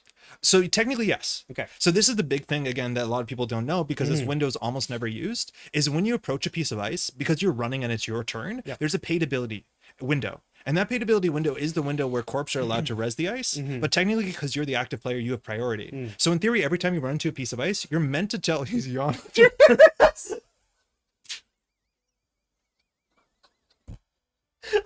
Okay. Whatever, man. It's just like timing. I'm sorry. I'm sorry. I'm so sorry. So the idea is, technically, when you approach a piece of ice, you have priority, and then you have to pass priority, which is what most people do 100% of the time, and then the corp can res the ice. So you can always go first. But then also after they res ice, because they use the paid ability window, they have to pass priority back to you, so you're allowed to respond to that, and they can respond to your response and so on and so forth before the encounter happens. So yeah. Installing tranquilizers, timings are super effective. It's a really good one. Oh man, yeah, no, it's super important actually. I would recommend the video, but that stuff is going to be incredibly important with Arsana. I was thinking for a second you could, like, if they don't res, you can respond with a Q-bun, but you can't, because if you don't do any paid ability windows and they don't do any paid abilities, you pass them and they pass immediately. It closes, because and then you don't encounter. Once you both pass, you just move to the next phase. So that's important. They have to be like, okay, I don't know if they're going to res or not. On approach, I'll go first. I'll install my Q-bun if you think it's important, or you can say I'll wait for you. If they res, then you can still respond and install the Q-bun. You can also install the Q-bun on encounter because it cares about pass. It's totally fine. But there's a lot of really interesting stuff. Yeah, I like Keith Diceborn Heroes with the D&D reference. I know he made a D&D reference earlier with like the Who's on First stuff. My friends and I, when we played D&D, one person would always cast Witch Bolt, WITCH. But then sorry, which one? Yeah. Yeah, it's gonna be another one of those. This thing's so cool. Yeah, it's great. I love this idea. Absolutely, I'm really so looking forward cool. to thinking about how to build with this. And there's one more card we saw, which is her console, Lilypad, unique console. 2 MU is perfect for a bunch of nonsense you're hosting on stuff. 4 credits is fine. 3 influence is fine. Mind you, we didn't talk about Hermes being 3 influence. That's kind of important. You can put that anywhere you want to. That's true, yeah. And says the first time each turn you install a program, you may draw a card. I think that feels a bit underwhelming. I think it works with their ability, right? That's so good. Oh, it's not as good as like, what's the name a better shape of console? Anacam. And for an Anacam deck, you want to be able to play a lot of events. Okay. This is easier to trigger on the corpse turn by a mile. It's not as easy to trigger, but if you build an Arsana deck that you want to install something every single turn with a run, because you're playing World Tree, you can SMC, you can clone chip, you can do all this stuff on their turn, you can play Prognostic Q-Loop, like do whatever you want. Fair. Imagine this existed back in the day with like Haley pawn shop decks. Oh, of course, yeah, well. But that's the thing, is like you don't have to play Arsana. And if I had a horn, I'd be a unicorn. Like, I'm not sure what you're talking about here. But the idea is that like even if you play a Shaper deck that's not so run based, there's a lot of free value here. Obviously, Anacom makes a lot of sense if you're playing the event package, and I think Anacom is kind of slept on. It's a really, really good card. But I think there's a lot you can do here. I think the biggest problem with Pawn Shop Engine is we lose Harbinger, and like I think we really need a card like that. I mean, I was gonna say, so like wait, so you're saying like it has a good ability, and probably it's better than I'm realizing, but like I think she really wants 2 MU. Like Trojan based decks are going to be very MU hungry, and having a decent enough console that also gives you that MU is going to be worth it. No, it's totally fine. You're definitely going to want this. It's going to get some free draw. Again, with Arsana, you need to install the things from hand, so the card draw is good. It replaces itself. It feels like Geist or like Az or whatever like that. And again, you're probably running more programs because you need programs in hand. Yeah, and you're probably got like Chameleons as backup or something. Chameleons is really bad. This is such a shame. The Chameleons, it seems like a natural fit, but like, I mean, not to play with her ability, but just like as your backup breaker or something. Oh yeah. To play with Lilypad and Talut or something. Like, if you're playing Talut, yeah. No, I was thinking Chameleon originally, but like Chameleon will just crash itself. Right the next time. For sure. Shalemin. Okay. No, that's where I got my yoga pants. Oh man, yeah. No, it's not great, but you could do it. But the thing is, like, the Chameleon needs click compression to install it. Whether the fact that you get a free card draw, maybe. What's the click? Paolo's Cafe. Paolo's is looking really good. Yeah, I mean, at the same time, like, you're just doing stuff that she should be doing on her own. She can chuck in so much coffee. How much coffee can she drink? Like 2 MU full of coffee. You run any central server. Spray paint cans full of. She's like just huffing them. Absolutely so cool. I'm so stoked about this. The art on this is like, there's some great detail that you only really get when you're like the scratches. I'm pointing at the screens if the people can see, but like, you know, like scratches on the side of the case. It's in like a leather bag. Yeah, there's like you can see little pencils or something there. And it's on a plastic chair, which is like pretty grounding. Exactly. No, it's a really good art. I also love that it's not only the console, but it's also in the environment. Yes, of course. That's lovely. Sick. Anyways, a slapper, absolute slapper. When they rotate Harbinger, it stays around for an extra cycle. Pretty cool. Latte art Arisana. Oh, that's really funny. Yeah, that's good. Cool. I don't know. I think it's sick. I think there's gonna be really creative builds. I think this is gonna be the most popular ID into the new set. I think because it's very flexible, very creative. I think a lot of the other IDs we've seen are not obvious what they want you to do. Besides Mercury, but like the 2 corps we've seen, it's not obvious what they want you to do. And I think people like this. They'd be like, oh, I'm just gonna run a lot. That's fun. Yeah, for sure. And I think that's one reason like the mini factions were so popular is because like, oh yeah, it's clear. I have the package right here, and then like anything else is personality. But yeah, yeah. Can you give a Byron personality? No. Brennan, I wrote the brief for it. Yo, oh, nice, cool. That's such a cool thing too. And like, I really hope, and mind you, there's now a podcast that could do this. I would absolutely adore if Null Signal Games could spend some time showing what art briefs were for cards, because there's so much like, you know, where the sausage gets made that is probably absolutely stunning. Okay, To Catch a Psychic, another shoe flower, another story. This one is so cool. I'm not gonna spoil it exactly, but there's a huge theme about hunting clones. Jinteki recalling its property. That is what Atea, the Jinteki ID, is doing in this cycle. It is like, you know, because Brazil is like a place where clones can be free, Atea is trying to reclaim and it's not legal. Right, Specifically, exactly. it's not legal, which is like pretty stark. they are undercover. They're like going undercover as Isuak extensions or something. Right? Yeah. So again, I think the theme is awesome. The whole like narrative is about how do you hunt something that can see the future. Yes. Which is really cool. And then we get this ID that like nobody knows what it does still. Right. It's a mystery. I feel like that's not the final flavor text. I looked this up. Caveat. This is Latin. I don't think this is Brazilian Portuguese. This is Latin. Yeah. But caveat. It's caveat. I looked this up. I'm pretty sure I've seen the final art and it has caveat, not caveat. Yeah, caveat isn't Latin. I'm pretty sure. Yeah. Maybe I'm missing something, but this means like warning to those who. It was like caveat emptor or something, but like in this case, seize the fugitive, grab the fugitive. Yeah, that might be a typo. We'll see. Fugitive beware. Exactly. Beware. Yeah, exactly. Kind of hope the anarch is the person being hunted in that story. Honestly, Sophie, I'm pretty sure it might be. I think so. I don't think we're seeing more IDs than this. I don't know if that's been confirmed. I think the number crunching maybe gets you to that point, but I'm pretty sure we're seeing half the IDs in one part of the cycle, half the cycle, and the other IDs in the other half of the cycle. And I think the narrative, like what's going to happen to the narrative, is really interesting because we see the beginning, like people are protesting, and I'm pretty sure eventually we're going to see the end, the result of the protest, how that's going to go. And I think things are going to go from like really, really quickly, which I'm really excited for. And this is like a really big thing for Wayland. Those are literary terms, by the way. It's like, so we had Wayland spoilers. We have a video up. Check it out. It just dropped a couple of days ago. And we see Wayland cards that are kind of subdued. They're just like doing their own thing. Nobody knows what they're doing. Nobody's talked about what they're doing. It hasn't showed up in the flavor. They're just like very slowly, industriously doing something. And like, this was a conversation that I had with Morgan before. It's like Wayland generally comes into two parts. And you saw this, I think, in the last cycle as well. Firstly, they expand and then they secure. It's like some 4X game they're playing out there. Like they're very quietly just like doing I don't know how StarCraft works, but they're like spreading out their units and like setting up their walls. And then you see the hostile architecture. Then you see the stuff they start blowing up tankers and stuff like that. Yeah. And I don't know what the heck Wayland's doing. Nobody does. They're just setting up. And clearly something's messed up there because Wayland has been digging across the planet without any explanation. Yeah. They've got a super deep borehole. They've got a cyber sand harvester. Yeah. I just want to answer Skipan. Yes, Seis means 6. You told me about this. This is so okay. cool. I don't know if I should actually just tell people what the reference is, but Adrian Seis is a reference to something that only people in, I think, South America, Japan, and Canada are going to understand. Yes, exactly. It is very specific to like to Canada. Yeah, I think Brazil. I think it was popular in South America. I think it was specifically Canada, Japan, and Brazil. Okay, yeah, that's funny. It's a really interesting cross section. If anyone gets this, I do not know this reference. Right, you didn't know it at all. Your partner and I love this thing that we're referencing. We're like singing the song together. Apparently, caveat is a plural form of caveat. Oh, okay, cool. That's good. I didn't realize. Nothing special is a hole in the ground. I didn't know this. So this is lyrics from a song. I didn't an know Australian song, and like I'll listen to their stuff, kind of slapped, and like I don't know anything about them, but they seem to have like very reasonable progressive messaging. I don't know what's happening in Australia, and I'm assuming the 80s.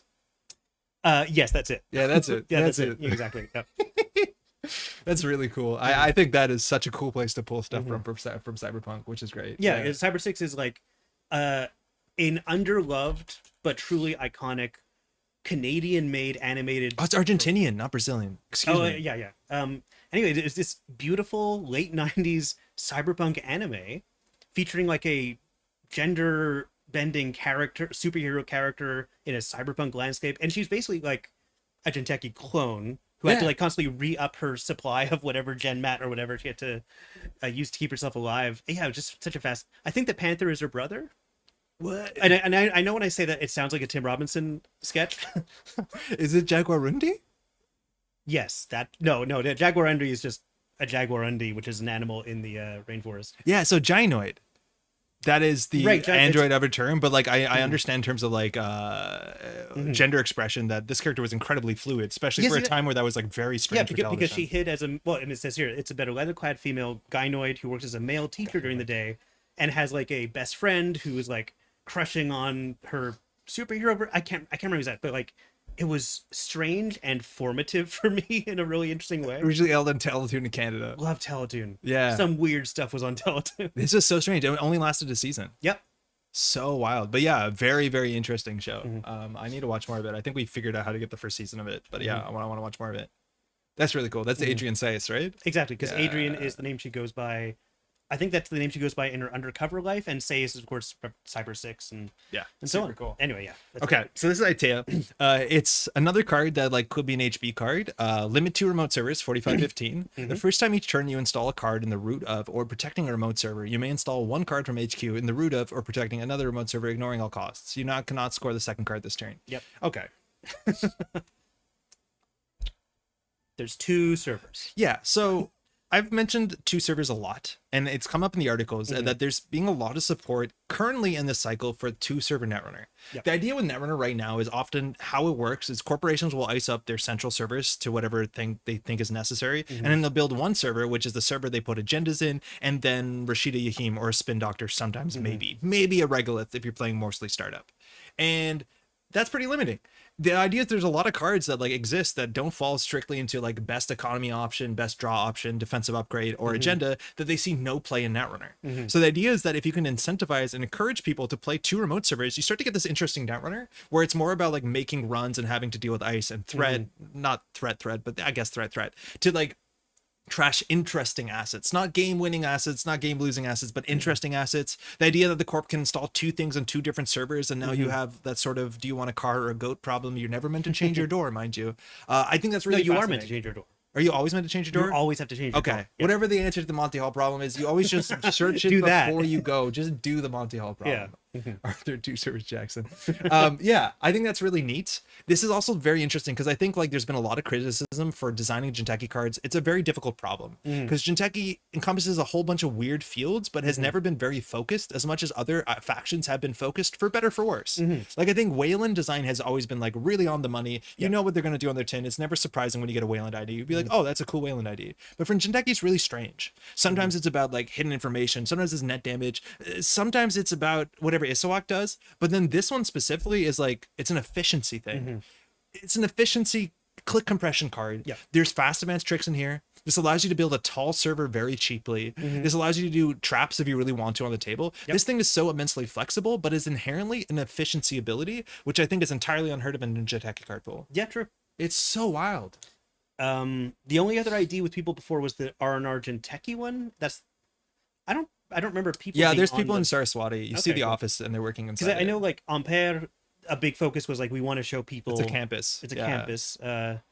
New Angel Sol had people in it. Oh yeah, because it was like the hall. Yeah, true. New Angel Sol is a good reference here. Yeah, but I think you're right. Like this is generally something Null Signal has been pushing. Like we've seen corp IDs that look like they're in like much more interior spaces or just like different locations than usual. Like even like Op, it's a boat.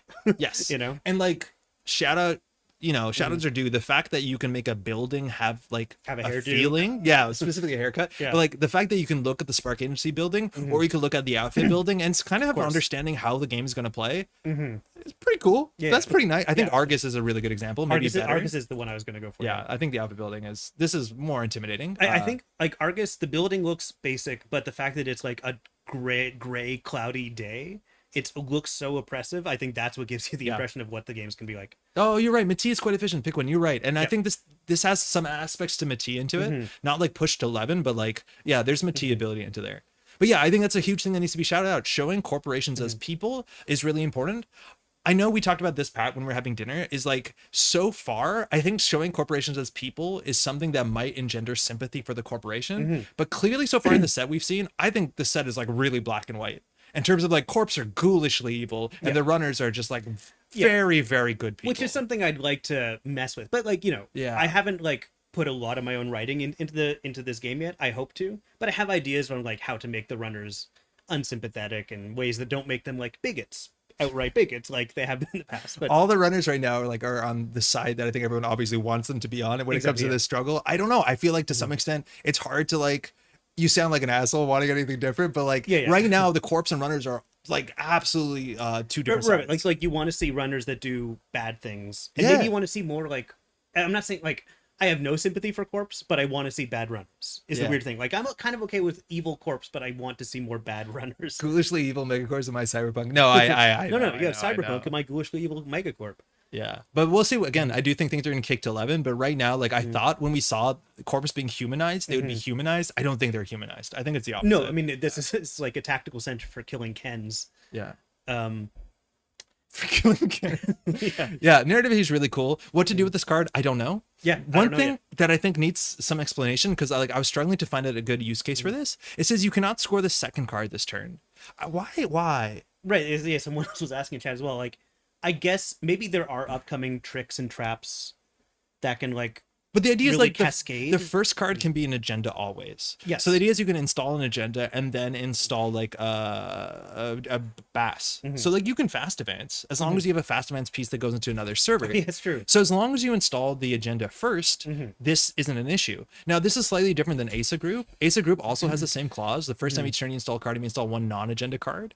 I'm also, this one I think you can come up with some reasons why that's important that the second card can't be an agenda. I'm just not sure why. Yeah, I don't know, but maybe it's just something that came up in testing. Jinja specifically? Oh yeah, Jinja specifically. That's really good. You can like fast advance with Jinja. Yeah, clicklessly and okay, fair. Because that's the thing is like if you can clicklessly install that's the thing. Okay, so if you could use the ability to clicklessly install a card, yes, that's fine. Everything as long as it doesn't happen on your turn. But the fact that this happens on your turn means you can get an agenda there. Okay, that tracks. I think it's like very, very few cards in which that matters. This might be one of the few that matters. So it does matter. It's cool. Red level clearance. Red level clearance also says non-agenda though. Yeah, but like this way.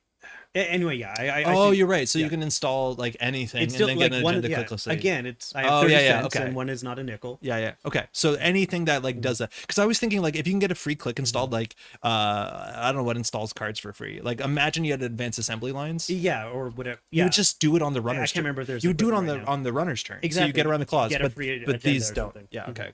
So that's cool. Yeah. That's cool. Okay. I think this is really fascinating. I think this one's really hard to evaluate because it's a very different thing than what Jinteki is doing. I think it's flexible. I think in terms of Jinteki cards, what else we're looking for right now, we need some sort of economy in the deck because Jinteki Econ is not the most robust. But the fact that you might have two remote servers means you can maybe get away with like having a Maryland or something out there. Yeah. Traycon, Nacier also cons someone with like a bottle of wine and like the social something. That is like honestly one of my least favorite things about Netrunner is that the card name social engineering was not only a field. No, but like you can imagine the most important criminal meta card called social engineering that would have such a cool flavor, but unfortunately that name was wasted on this shaper trash. Yes. Frankly, I think social engineering is such a massive field of like of espionage. It should be its own card type. Like the fact that it's a card title name is like, so like you're gonna see cards that do stuff like social engineering. It's just like such a cool part of criminality that like this card unfortunately wasted it, but like whatever. Are there any ways to install clicklessly at the end of the runner's turn? Yeah, there is. What's that? Thomas, I am clanging every time I move around. This works. Oh yeah. This one does work. Clicklessly install cards, otherwise advanced assembly lines isn't around. What else can you clicklessly install cards?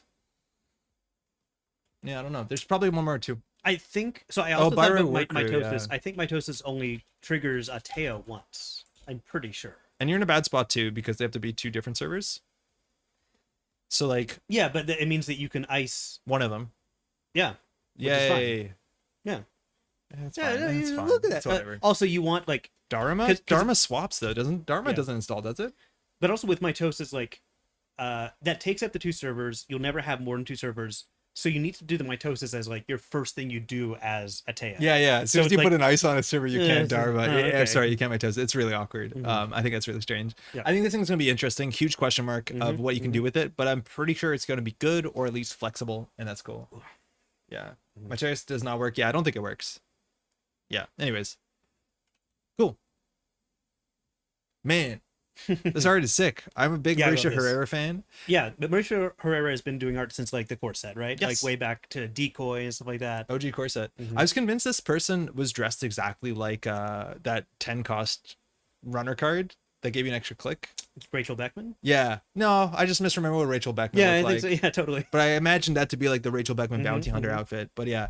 Anywho, we're seeing a new subtype come back, an old subtype call back, called political. Political assets were assets that came out in the middle of the Mumbet cycle that had busted powerful effects, but you were not allowed to ice them.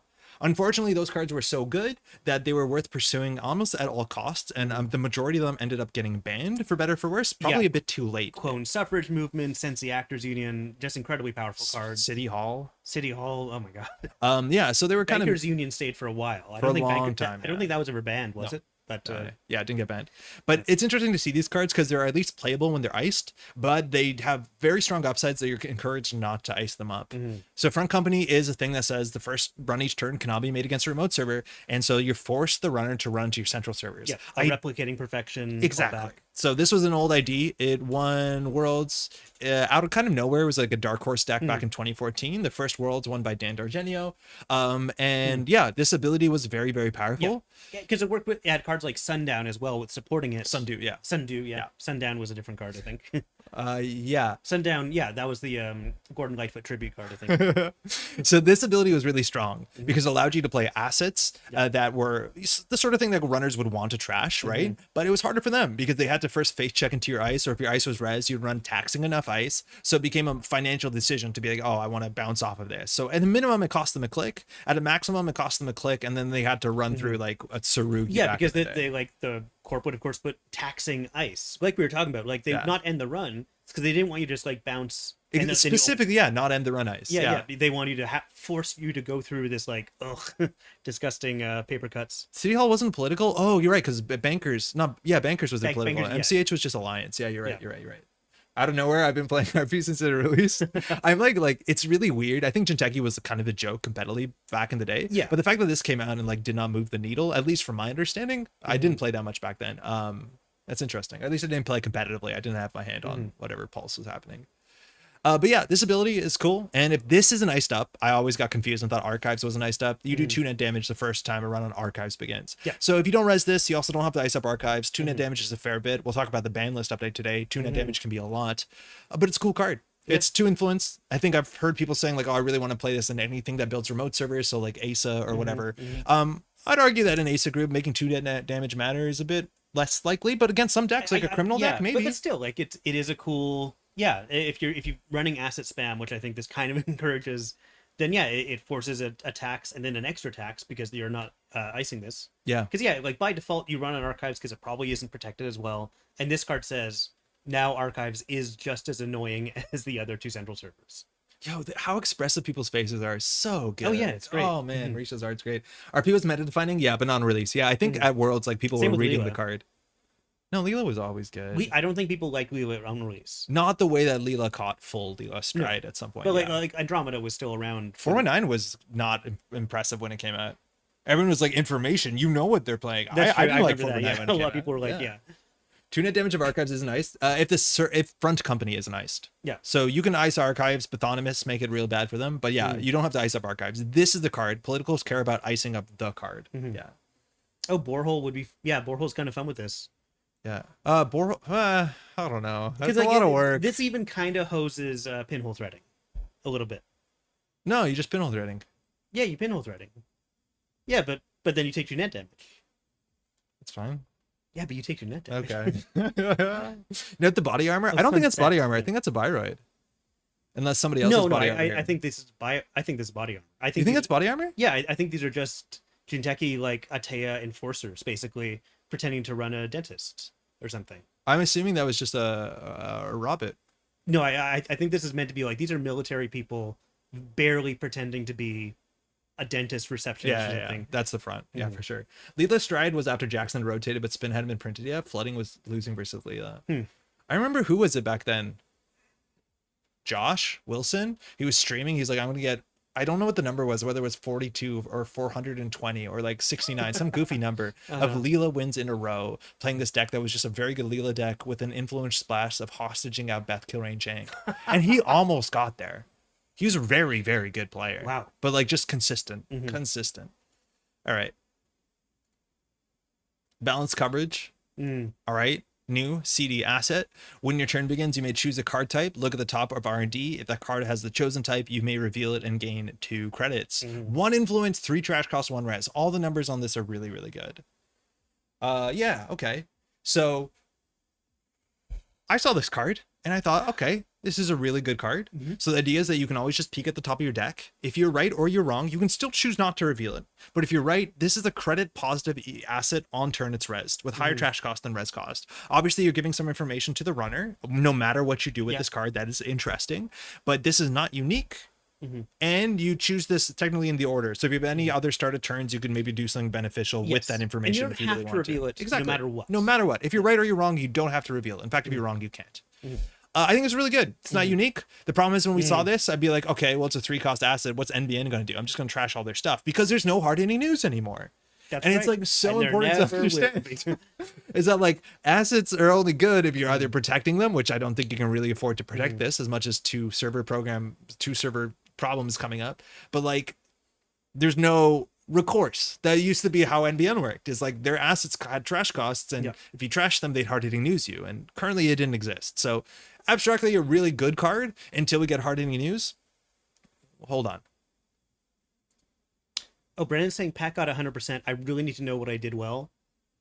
Pat's got 100%. I don't know. I have no idea. It's been too long since I looked at the stream. What's the last thing you said that you felt good about? I made that joke about yeah, I guess so. When we hung out early July, right? Yeah, we did the thing about a Zelda enemy that you laughed about, and like still eating out on that. So this is the NBN ID. More people in a room. I showed this to my partner. I think this art is fantastic. I love this art. I think Maddie called it, oh, this looks like a Hitman game, which like, yeah, it does. It does, yeah. 45-15 division. The first time each turn the runner steals or trashes a corp card, place 1 power counter into identity. Power counter is going on identity. We saw that first in Isawak. Really cool. A way to like balance an identity out. Mind you, I don't think you're allowed to charge it because it has to be an installed runner card, I'm pretty sure. Click host a power counter. Look at the top 3 cards of R&D. You may install one of those cards. Results delivered. So this is a card that punishes you for trashing cards or stealing cards, right?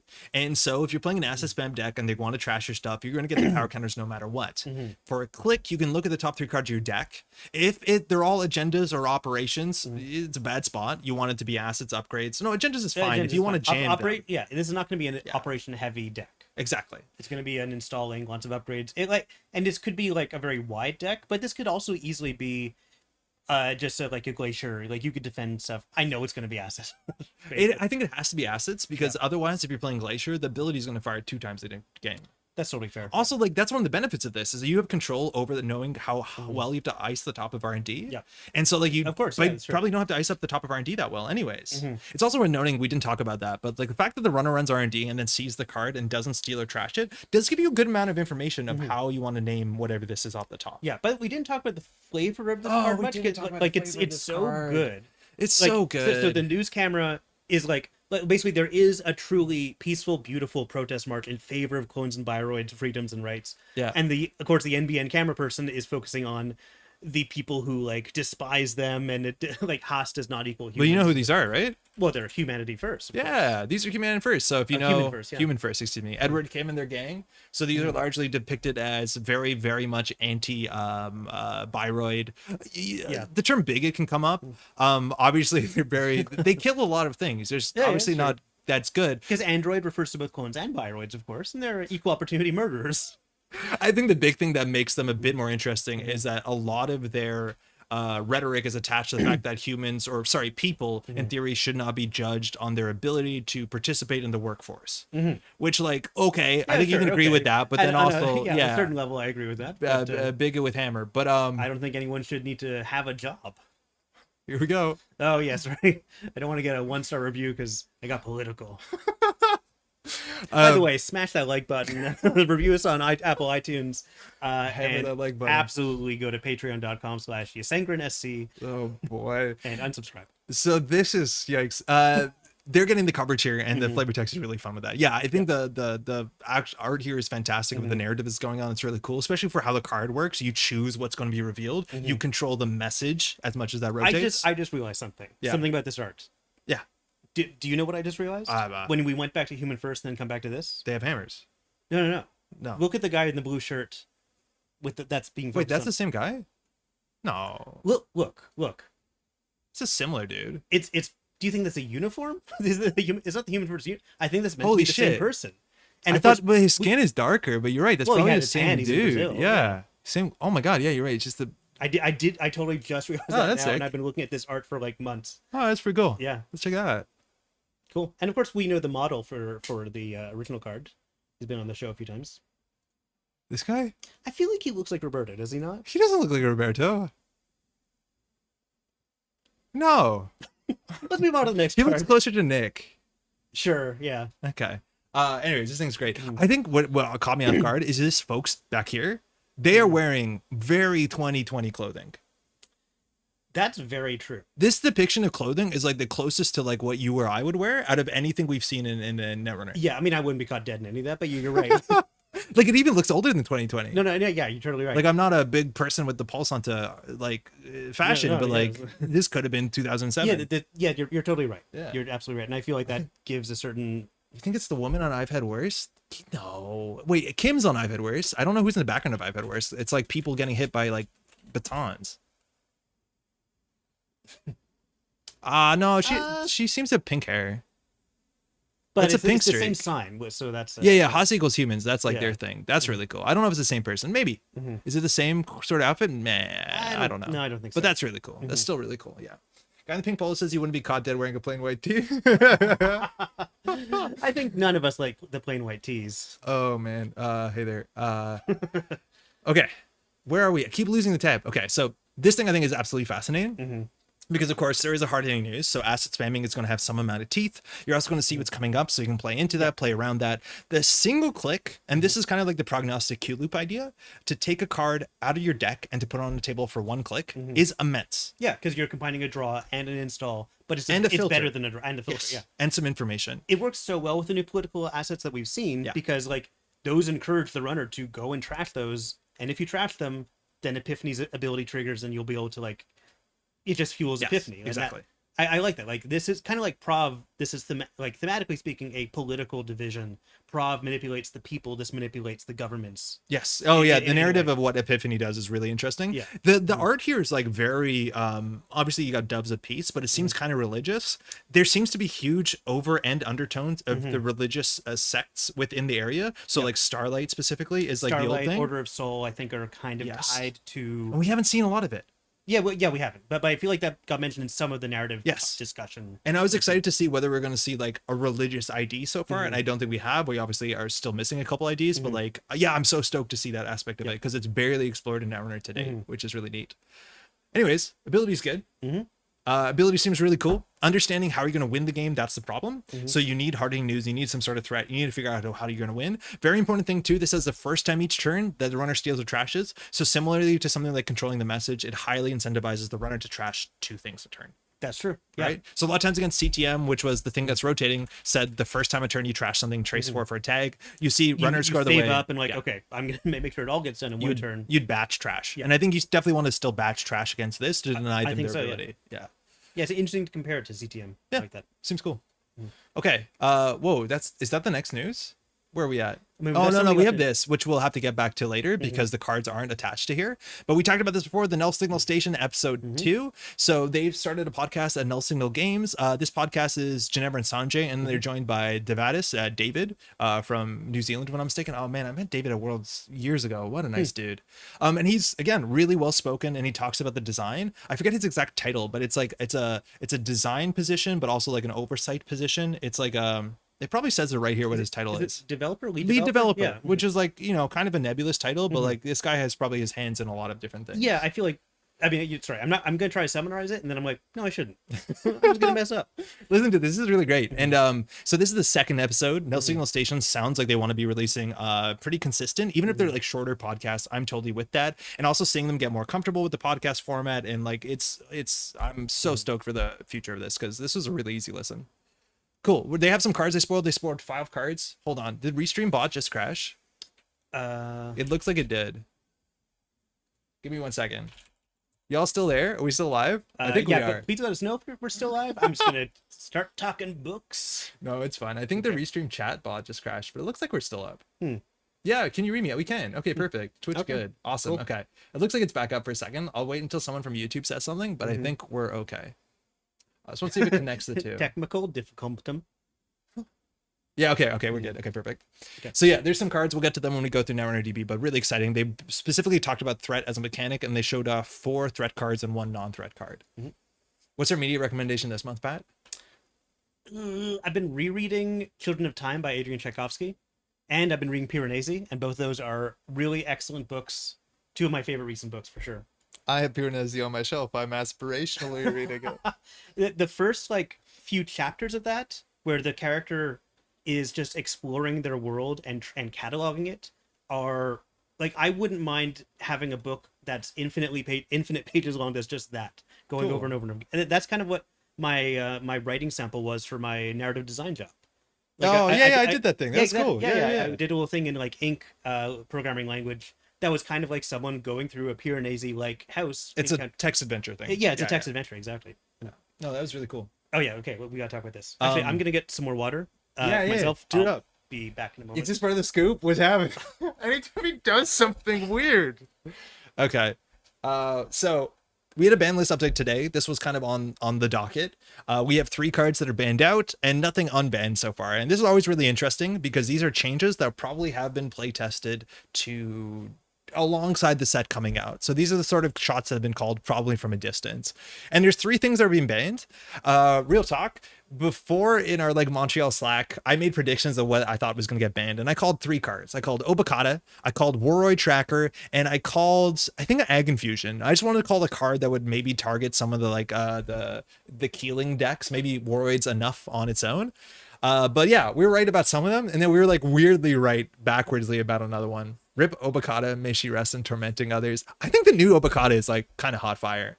Is that something on Pat's chair? Patrick, I found it. Hold on, he yelled wide from the other room. One of these goes wide, Cameron. Pat, can I open this?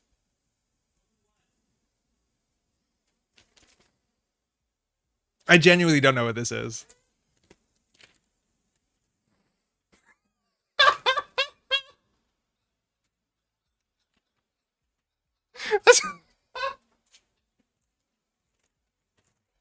Where'd they go?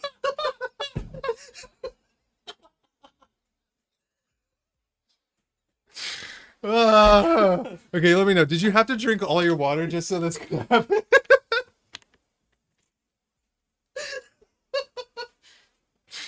Also, I can only imagine how soggy that was really wet.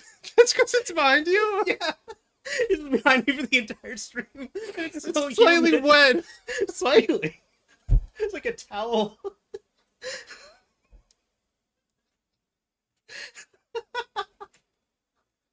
That's a wet scoop, dude. Yeah, we got some wet scoops. Gross. Oh boy. Could have let the snare beholder right there. Yeah. Oh man, it is warm in here. Oh my god. You've been sitting on that? Yeah. What it was not under my butt. Yeah, I got it. Boy, okay. I need to blow my nose now. Wet hitting news. Yeah, I know I need to leave. It is sus. I'm gonna be back. I don't want to leave because I'm worried what he's gonna do. Can you like vamp about Bagalter for like a second before I come back? Okay, so Bagalter's been banned. It's always been a pretty powerful ice.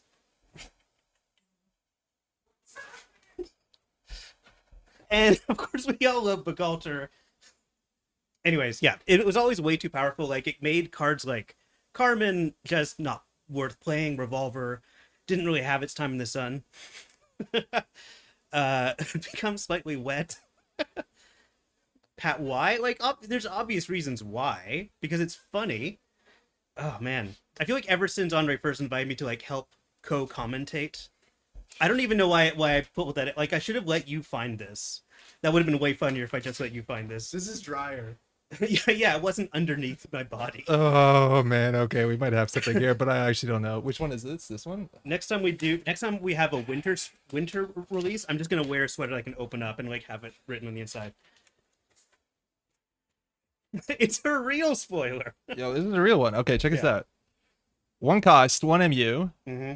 It's called Shibboleth. Has art by Ed Matinian. Nice. Also did some other art we saw. Mm-hmm. Threat 4, Decoder. The program gets -2 strength?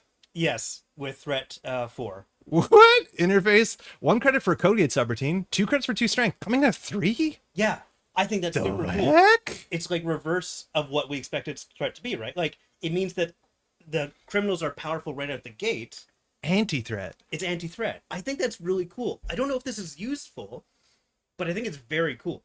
This is where you just want to sell your agendas all day, right? When you got like that thing that lets you sell them. Dude, Let's go. That's really neat. Yeah, I actually really like this. Like, I'm gonna try playing this a lot. I prefer this to Cat's Cradle, I think. Yeah, and like I think like Cat's Cradle. The beauty of this sort of thing is that you can play this early, and then by the time you're set up with like whatever you have, probably your turbine, you can kind of do with the downside okay. If this is 1 strength, it's pretty bad. Like you're breaking Enigma is usually the case that I think Magnet's going to be everywhere because of Arisana, for better or for worse. But like you get through Magnet for 3 credits. That sucks. Yeah. No way around that. But early game, what are you trying to do? Land a diversion? Yeah. Yeah, exactly. It's 1 cost. Yeah. It's so cheap to put down. It starts off so strong. This is where you want to like steal a 3-pointer just to like float on that threat 4 margin. Yeah, I love the theme of this. First of all, the word shibboleth, one of my favorite. That's a good ass word. All-time favorite word. Such a good word.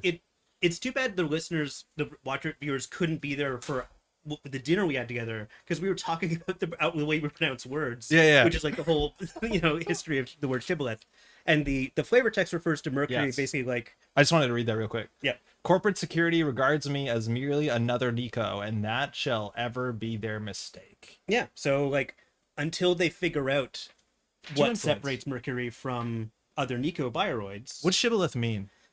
What the original meaning? It's like I think like a kind of wheat, or like refer to wheat harvesting. Oh, okay. But like it became like it's the way different tribes said the word. Like if someone from another tribe came in, you'd ask them, "Hey, what's the situation with your wheat?" They'd say, "Oh, it's a shibboleth." And if they say it wrong, you know that they're not from your tribe. So you can kill them. You can freely kill them. I think it's legal to kill. The castle doctrine, I think that's what that's called. Yeah. Texas. Hey, another 1-star review. What, in terms of this, the idea is like the separation of a Nico and... Exactly. Like, yeah. So like Mercury looks and talks like a Nico until the corps start to figure out what to ask, what kind of like, Blade Runner-esque questions to be asking. So like I'm not sure what the text on the little ribbons says. I'll hold it up to the camera because it's a bit hard right now. I'll send you the image later so you can share it with people. So it's like a wall of it seems like some sort of cells, like a bunch of spheres, and there's one that is like of a different color. It's a purple, and then some sort of ribbons coming off of it, and it says different things in different languages. I think the ribbon is the Shibboleth program. Oh, because it has a lot of words that seem like they're hard to pronounce. Oh, okay. And so yeah. So this one says Schevening. I think that's a German. That's Palia. I'm assuming that might be Portuguese. Maybe. Sisiri. I don't know what it is. There's one in Cyrillic, which that's not going to do anything for me. That's super cool. Yeah. That's really nice. We saw the other art from Ed Matinian, the NBN, I think, operation that gives you money that I think is just cracked. I don't even know this. You seen this? Oh, is that the one for every card in each? Yeah. Reverse switch. Why am I risking myself? No, I'm risking the wrath. Also, that's card 18, by the way. 18 for those tracking. Null Signal Games is not actually angry at me. That was a ruse. I just want to make sure everyone's super happy with me. For real, these seem to be sanctioned, but I did not know this was happening. Yep. That's really funny. You like basically every 6 months, your stress levels, your anxiety is just gonna peak because like, oh shit, Patrick's gonna do something stupid, isn't he? And you know what? I will. What happened if I didn't leave the room? Oh, I would have indicated where it was. Oh, I reached to get it out, but I'm like, I should have just left it where it was. I'd hidden it in your ashes box. Because like, and then I would have pretended that it's been there since June. I have a box on the shelf. Very cool. I wouldn't say everyone. Yeah. Okay. Really cool. Thanks, Dan. That's really exciting. I think that's a really cool spot. So like, we're going to talk about that largely right now. It's like understanding what breakers look like and what you're expecting to spend to break any piece of ice is kind of in flux right now. And a big part of that is like the Anarch breaker suite that unfortunately right now in the meta, I think makes up about 60 to 75% of the decks you're expecting to see in organized play on the standard level. That's all totally gone. Yeah. But if Nanako comes racing into the room and jumps on my forehead, you know that someone's trying to assassinate me. Yeah, the laser agents have been dispatched. That's nice, 'cause I've been looking for an agent. I've got some short stories, just trying to get them out there. Hey Keith, how's it going? Oh yeah, good to see you. Yeah. Cool. We got ban list stuff, right? Like talking about this. Like this is one of the big reasons, or one of the big things, is Bugalter right now is getting banned out in standard. Oh my god. Please put me on a Boom-esque card art where I'm just getting obliterated by like maybe B1001. That he seems like the kind of guy who'd beat me up. He would come for you. That'll be the art for the wet ice. Yeah. I went to wash my hands. I'm kidding. I did it. Yeah, oh, you know what? I should call mine Soggy Paper Wall. Yeah. Yeah. Bring that back. So this thing is banned. No, you didn't, Jai. There's nothing on the stream. Did you miss a scoop? No. Fun, if you're on YouTube, you can rewind. That's like a weird thing for YouTube, is you don't have to watch live, and then often you don't realize you're not watching live, and you're like, why are they not responding to my chat message? That's like 90% it. 10% you said something terrible, but 90% it. Yeah, you do have like a 45-minute delay just in case I go on a 44-minute screen.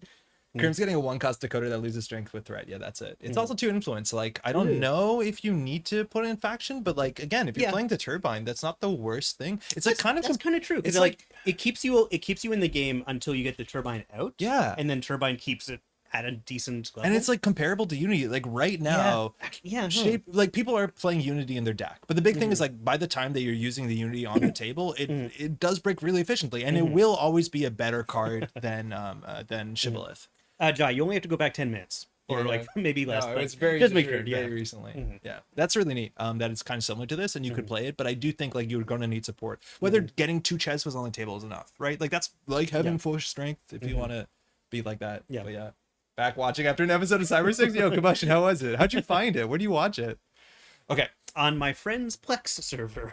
Yeah, exactly. 1 cost is cool. Yeah, 1 cost is cool. Really quite level cool. 1 cost breaker, especially one that's decent. Because like, oh man, like what's the history of 1 cost breakers? Like, there's not been a lot of great ones. There was like that.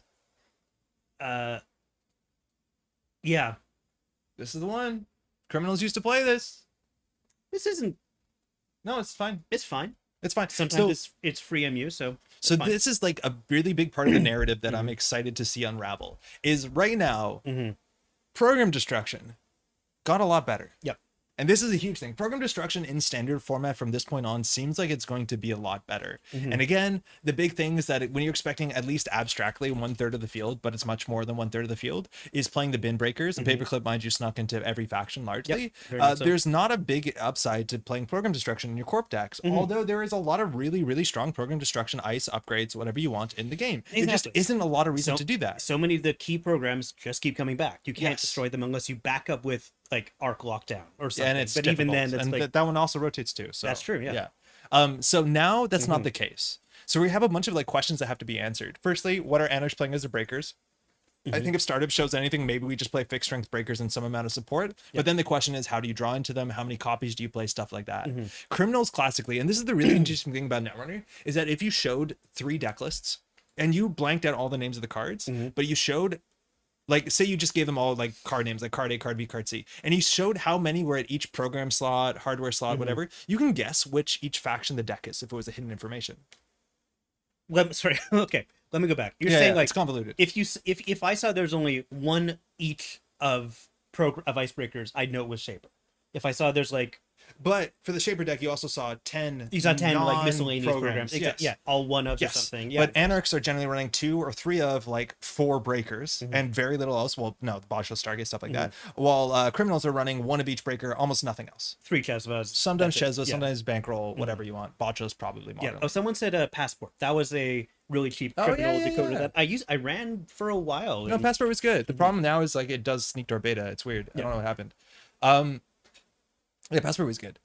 So back in the day, mind you, the reason why you want to produce Drake a really yeah. cheap, a really, really cheap code gate in the early game is so much of criminal, mind you, this was circa like 6-7 years ago, is that your most important thing was as quickly as possible land a count siphon. Exactly. And then like, you're off the races. Until then, yeah. All you would do is like click one run HQ, figure out what ice they have, go get your ice with what was used to be technically now is mutual favor, and then you just siphon them. Like that's kind of what you did. It's not like that anymore. So like you don't have that big of an incentive to get your breaker down immediately, and that's like a big thing why you also have like boomerang, inside job, all those stopgap solutions that buy you some time. But understanding whether the criminal decks are going to run 2 copies of ice, certain icebreakers, right? So like if you trash our shibboleth, it's okay. In the late game, I'll play Unity. Like that sort of question is actually very interesting. Yeah, like maybe you play one of shibboleth and one Amina. Amina is your late game, shibboleth is your early exactly. game. Yeah, like that's that. A huge thing because there's so many matchups where you can't afford the Amina on turn 3. I like what you just said. Like cards like Boomerang are buying time, and shibboleth slots into that aspect of criminal very well. Yeah. That's really cool. Even I don't know. I don't think you want to, but like Arasana, do you pull out early? No, you pull out Oiler. But like, yeah, it kind of neat. Very cool. Yeah. They replace HHN and Obokata and such with adjusted versions. I've been wondering if there's going to be new Anarch icebreakers to fit into new cards and encourage trashing your hand. We saw one today that's like Faustian that costs cards from hand. I again, I'm not caught up on today's spoilers. So that's cool. What that is no, I don't think we're gonna show it today because it's a really new spoiler. But check out, it was on the ShadowNet. Right. Thing dropped today with Dan B was on it. It was a good episode. But yeah, no, that's really interesting. Understanding how criminals are gonna change. Speaking of criminals changing, mind you, Bugalter just got banned. This is the best killer. Yeah. Period. You don't need to add more to that sentence. This is the best killer. Yeah, it's just so efficient. It's cheap to put out. I keep thinking this is more expensive than it is because it's so economically efficient. But like, it's just 3. It's just 3. It's just 3. And sometimes it's the econ card. It deals with the big stuff, the best you can ask for. It does for the cheap stuff for free or not giving profit. It's just very little reason to ever consider playing any other killer in this slot in criminal forever. And this thing was going to rotate in like, I don't know, 4 or 5 years. Like rotation's a bit slow in this game. I think that's maybe an issue, but like this is going to be around for a while. It's an Ashes card. Yeah, I think like killing the best killer and the best fractor at the same time, thanks to rotation, like that is very interesting, and that's going to really change the map. And that makes card like I think Atini is a code gate, right? So it's not really effective, but like Atini feels a lot weaker than the really big DNA tracker. Oh yeah, in many ways. But I just feel like the relative power of icebreakers and ice is already changing dramatically. It's so hard to evaluate ice. Exactly, it's difficult now. Yeah, like, I'm not sure. Really hard to evaluate ice. But I like that. I mean, I like every rotation and ban list because like, oh, what's the new puzzle I have to solve? But this is a huge one because like in the last rotation, Anarch lost some card draw, some utility pieces. Like I don't even remember what they lost. Maybe I won't remember next rotation. Yeah. But the fact is, like, we lost the Icebreaker suite that Anarchs were playing without condition for the last 7 years. Yes. For some players who just got into the game, imagine 7 years of like hard hitting news, paperclip. MD Ultra, like it's wild. It's kind of wild that it is like that, but like that is also the basis, and we're gonna have this huge whiplash where we suddenly realize like, oh shit, it's just really hard to deal with like a tree line that's 7 advanced. Probably not the worst. Like deal with the Pharaohs. Maybe that's like a big issue that decks are gonna have to figure out how to solve. Yeah. So the question is, what killer do you play in criminal? And if you look at a list of killers, and some of these that didn't work. Oh, it's a subtype, not a type. Yeah. You got some options here. I will be bummed out. Mind you, a bunch of these rotate, but I will be bummed out if let's sort by faction too. If the answer is Carmen, I'll be upset. Yeah, I feel like Carmen could be a bit better or more interesting. That's the problem. Is Carmen just isn't interesting. It's just numbers on a card. Yeah. Like every other icebreaker we've seen to date, even the other icebreakers that showed up in System Gateway have more interesting numbers on card. But arguably, Cleaver doesn't. I love what Carmen is doing. I love that it encourages that a specific play style, and like it's a great card for a beginner deck. It encourages you to run. I feel like to be competitive, it needs to have like a 4 credit discount for a successful run or something like that. Like it needs to be like, oh, this is a super cheap thing. This is the thing, is we're poisoned. The numbers on Carmen are fine. Yeah, they're actually quite good. They're good. Like it's bad. We have been poisoned by Bugalters and so on. Really good against the low strength sentries that you don't boost. So you play Persevertine. Really good to get the high 5 strength high sentries. Like that's fine. That exists. 3 strength sentry, like dealing with a turnpike that rotates, dealing with a drafter that doesn't rotate. Yeah, that starts to suck a bit. Yeah. But like this card was fine. The problem was like it wasn't Bugalter. Nothing was Bugalter. Yeah. So now the question remains, what are we going to play going forward? I think Revolver is a really cool card. Again, if criminal decks are putting more than one of their breaker in each slot because they can get away with it, Revolver is really nice. We're seeing some pretty mean face checks. We saw some other ways that in criminal you can maybe deal with some of the scariest dice, like we saw the laser pointer. So there's other ways you can put in your deck that like maybe let you face check more aggressively. Yeah, and feel kind of more criminally. Like criminals to me always felt like the limited use tool faction, like Fairy, like the Spike and Shiv and stuff like that. Was a set that I really liked. Crim with 2 revolvers could be fun. Yeah. Kimbo. There we go. I started blasting. Yo, Sanjay, Flashbang Mercury, the deck builds itself. Not only Flashbang, like Femme Fatale Mercury, right? Also, Sanjay, shout outs on the podcast. I'm enjoying it. But Femme Fatale Mercury, like that's a thing. And speaking of that, After Image Mercury, like this card is an okay breaker. Oh, that's true. It's an okay breaker. After Image is gonna be fine. Like you are going to need some amount of stealth credits. You have access to that, but After Image is the bypass effect. Mind you, if you're playing Capybara, which we haven't talked about yet, that's a D-res effect. So your stealth credits aren't stretched as thin over time. Like there's a chance that After Image is like a playable criminal decoder, killer, but it requires a bit of setup, and that's maybe okay. Like right now, that's a big thing. It's like when you look at Reg Netrunner, like Reg Criminal, Reg Anarch, they just play whatever is the biggest mid-range obvious solution. So whatever has the most efficiency on it. So you don't often see decks like that. Killing the best solutions is going to force some variety. It's going to force a lot of interesting ideas and creativity, and that's what I'm excited for. Yeah, I'm in on that. A lot of people are not mentioning Penumbral Toolkit in the chat. Yeah, that's where your stealth counters come from. That's I think all you have in faction, unfortunately. But whatever. Yeah. Remember Mongoose days? Honestly, I searched up Mongoose thinking it might be in faction, and Mongoose was like the cool killer before Bugalter. Oh yeah, Mongoose. I love Mongoose. Yeah, it had downsides, but like so be it. But yeah, Mongoose is just really fun. Flavorfully, it's really fun too. It's great art. Because like one of the best pieces of this flavor was its numbers work so well against Cobra. Snakes. And then on anything else it doesn't work quite as well. And it ate snakes, which is really cool. Arts. I almost had that as who's the artist on Mongoose? Because that's great art. I forgot how much I love that. Hannah Christensen. I don't. Yeah. And also has a Rudyard Kipling quote. This almost, I remember the point in time where I had to decide what my like image is going to be on all stuff in Netrunner. And like I'm Foxfire, I was almost Mongoose. Cool. Because like it slaps. What else is handled? Okay, we have other stuff, but great art, really good art. It's 11 o'clock. We've got 3 more games to play. Come on. So you can also look through other stuff. Again, you can go out of faction. It's kind of Nanotech. I honestly think it would be perverse if Criminal had to splash a killer. Like I feel like something is messed up if the faction nasty and naughty is what that would be. That's totally kind of weird. So I don't like that. But yeah, I don't know. Play Orca or something. Anyway, so that one's gone. This one's gone too. Before we do this one, I'm going to do this one, and this one I am so smug about this one. I'm gonna leave the room again. So I'm gonna find more wet paper. This one we shouted out on the channel before because I was hit by a really bad face check. And again, I think trashing programs subroutines, and mind you, this card actually saw play in competitive decks the last couple of weekends. I think you're going to see it this weekend as well. But like this card is technically for 0 credits, is one of the most unfair face checks on a barrier. It has messed up subroutines, trash 2 programs, trash 1 resource, and end the run. Like absolutely disgusting. Literally, what do you like? Make up a worse ice. Cannot host cards. That's going to be relevant for Arasana as much as people don't remember that text is there because you read the top and the bottom. And then this is just such a brutal face check that any criminal, no matter how many credits the corporation has, could res this, trash both of your breakers, and if you haven't built your deck in a way that'd be different that you might have to, the game is over. And I thought, like, going into the rotation, this card just seems so monstrous. When Anarchs are running bin break. Exactly. Absolutely buck wild. Man. And this is a card that probably a lot of people don't know what it is because they've never seen it. And yeah, someone rightfully so. Paperclip goes through this for 4 credits. If you res it for 9 to go for 4, that's a really bad exchange. But even without Paperclip, this gets worse when it's sometimes maybe is a struggle. I think all barriers are going to be a bit more taxing. And I'm wondering if we're going to see Whiplash, where a lot of barriers were designed with Paperclip in mind. And now when we're in a post-barrier world, they'll be like, how do I deal with Hagen? Yeah, perhaps. Like maybe.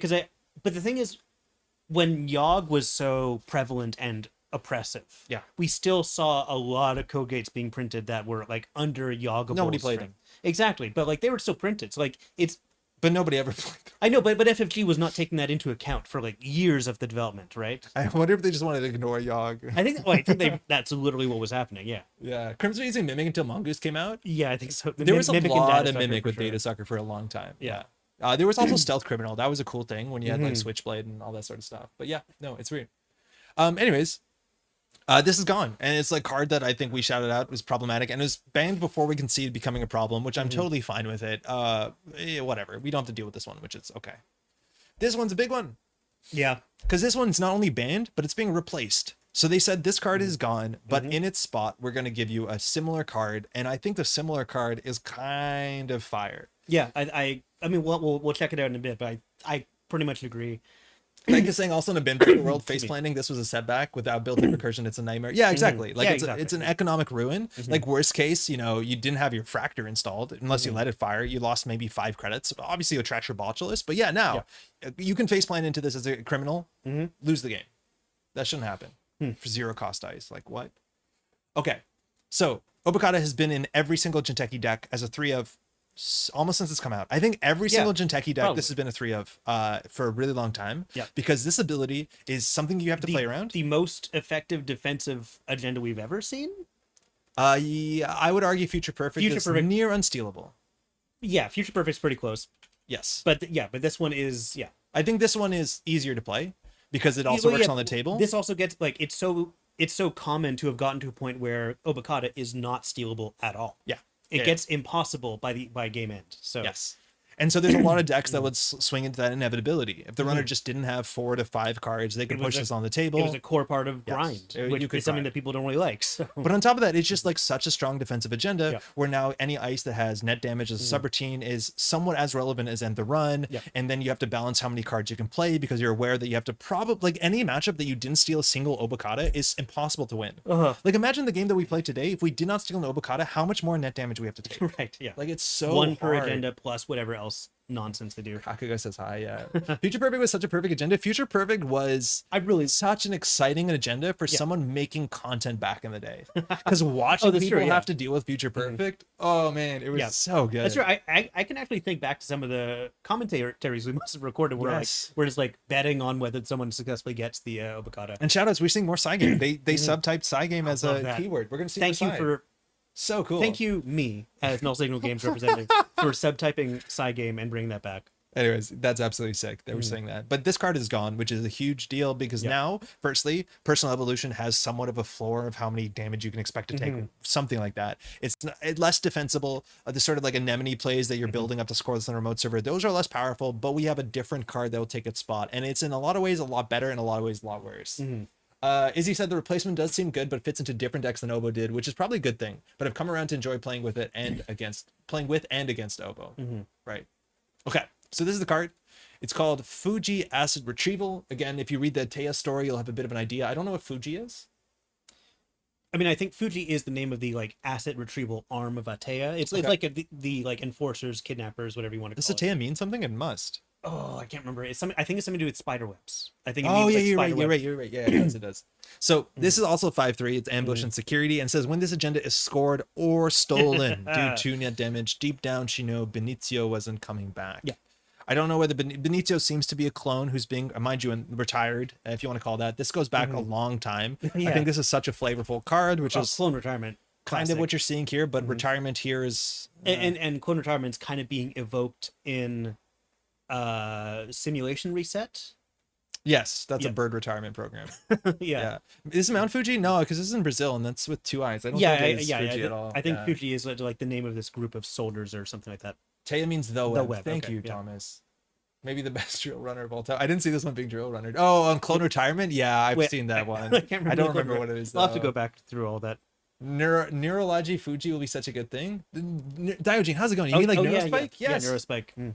So, okay, big differences here. This actually does something on score. That's one of the big things with Obokata. You saw even the game earlier today. We were saying, our opponent scored at our Obokata, and we're like sick. Yeah, because it's good. Oh, yeah. You don't want it. You never want to score Obokata unless you have like a game plan that don't want to. Yeah, you often want to hide it, keep it in centrals where it's safe. Wait until the grind has knocked it out of like even being stealable, and then you're not incentivized to score it. This card you are incentivized to score because it does something, and also the fact that it does something means that you can put it alongside things like Neurospike, and you're guaranteed if you set this up at least 5 net damage. Yeah, this plus Lacosta Grid, strong. Yeah, that feels pretty good. I like that.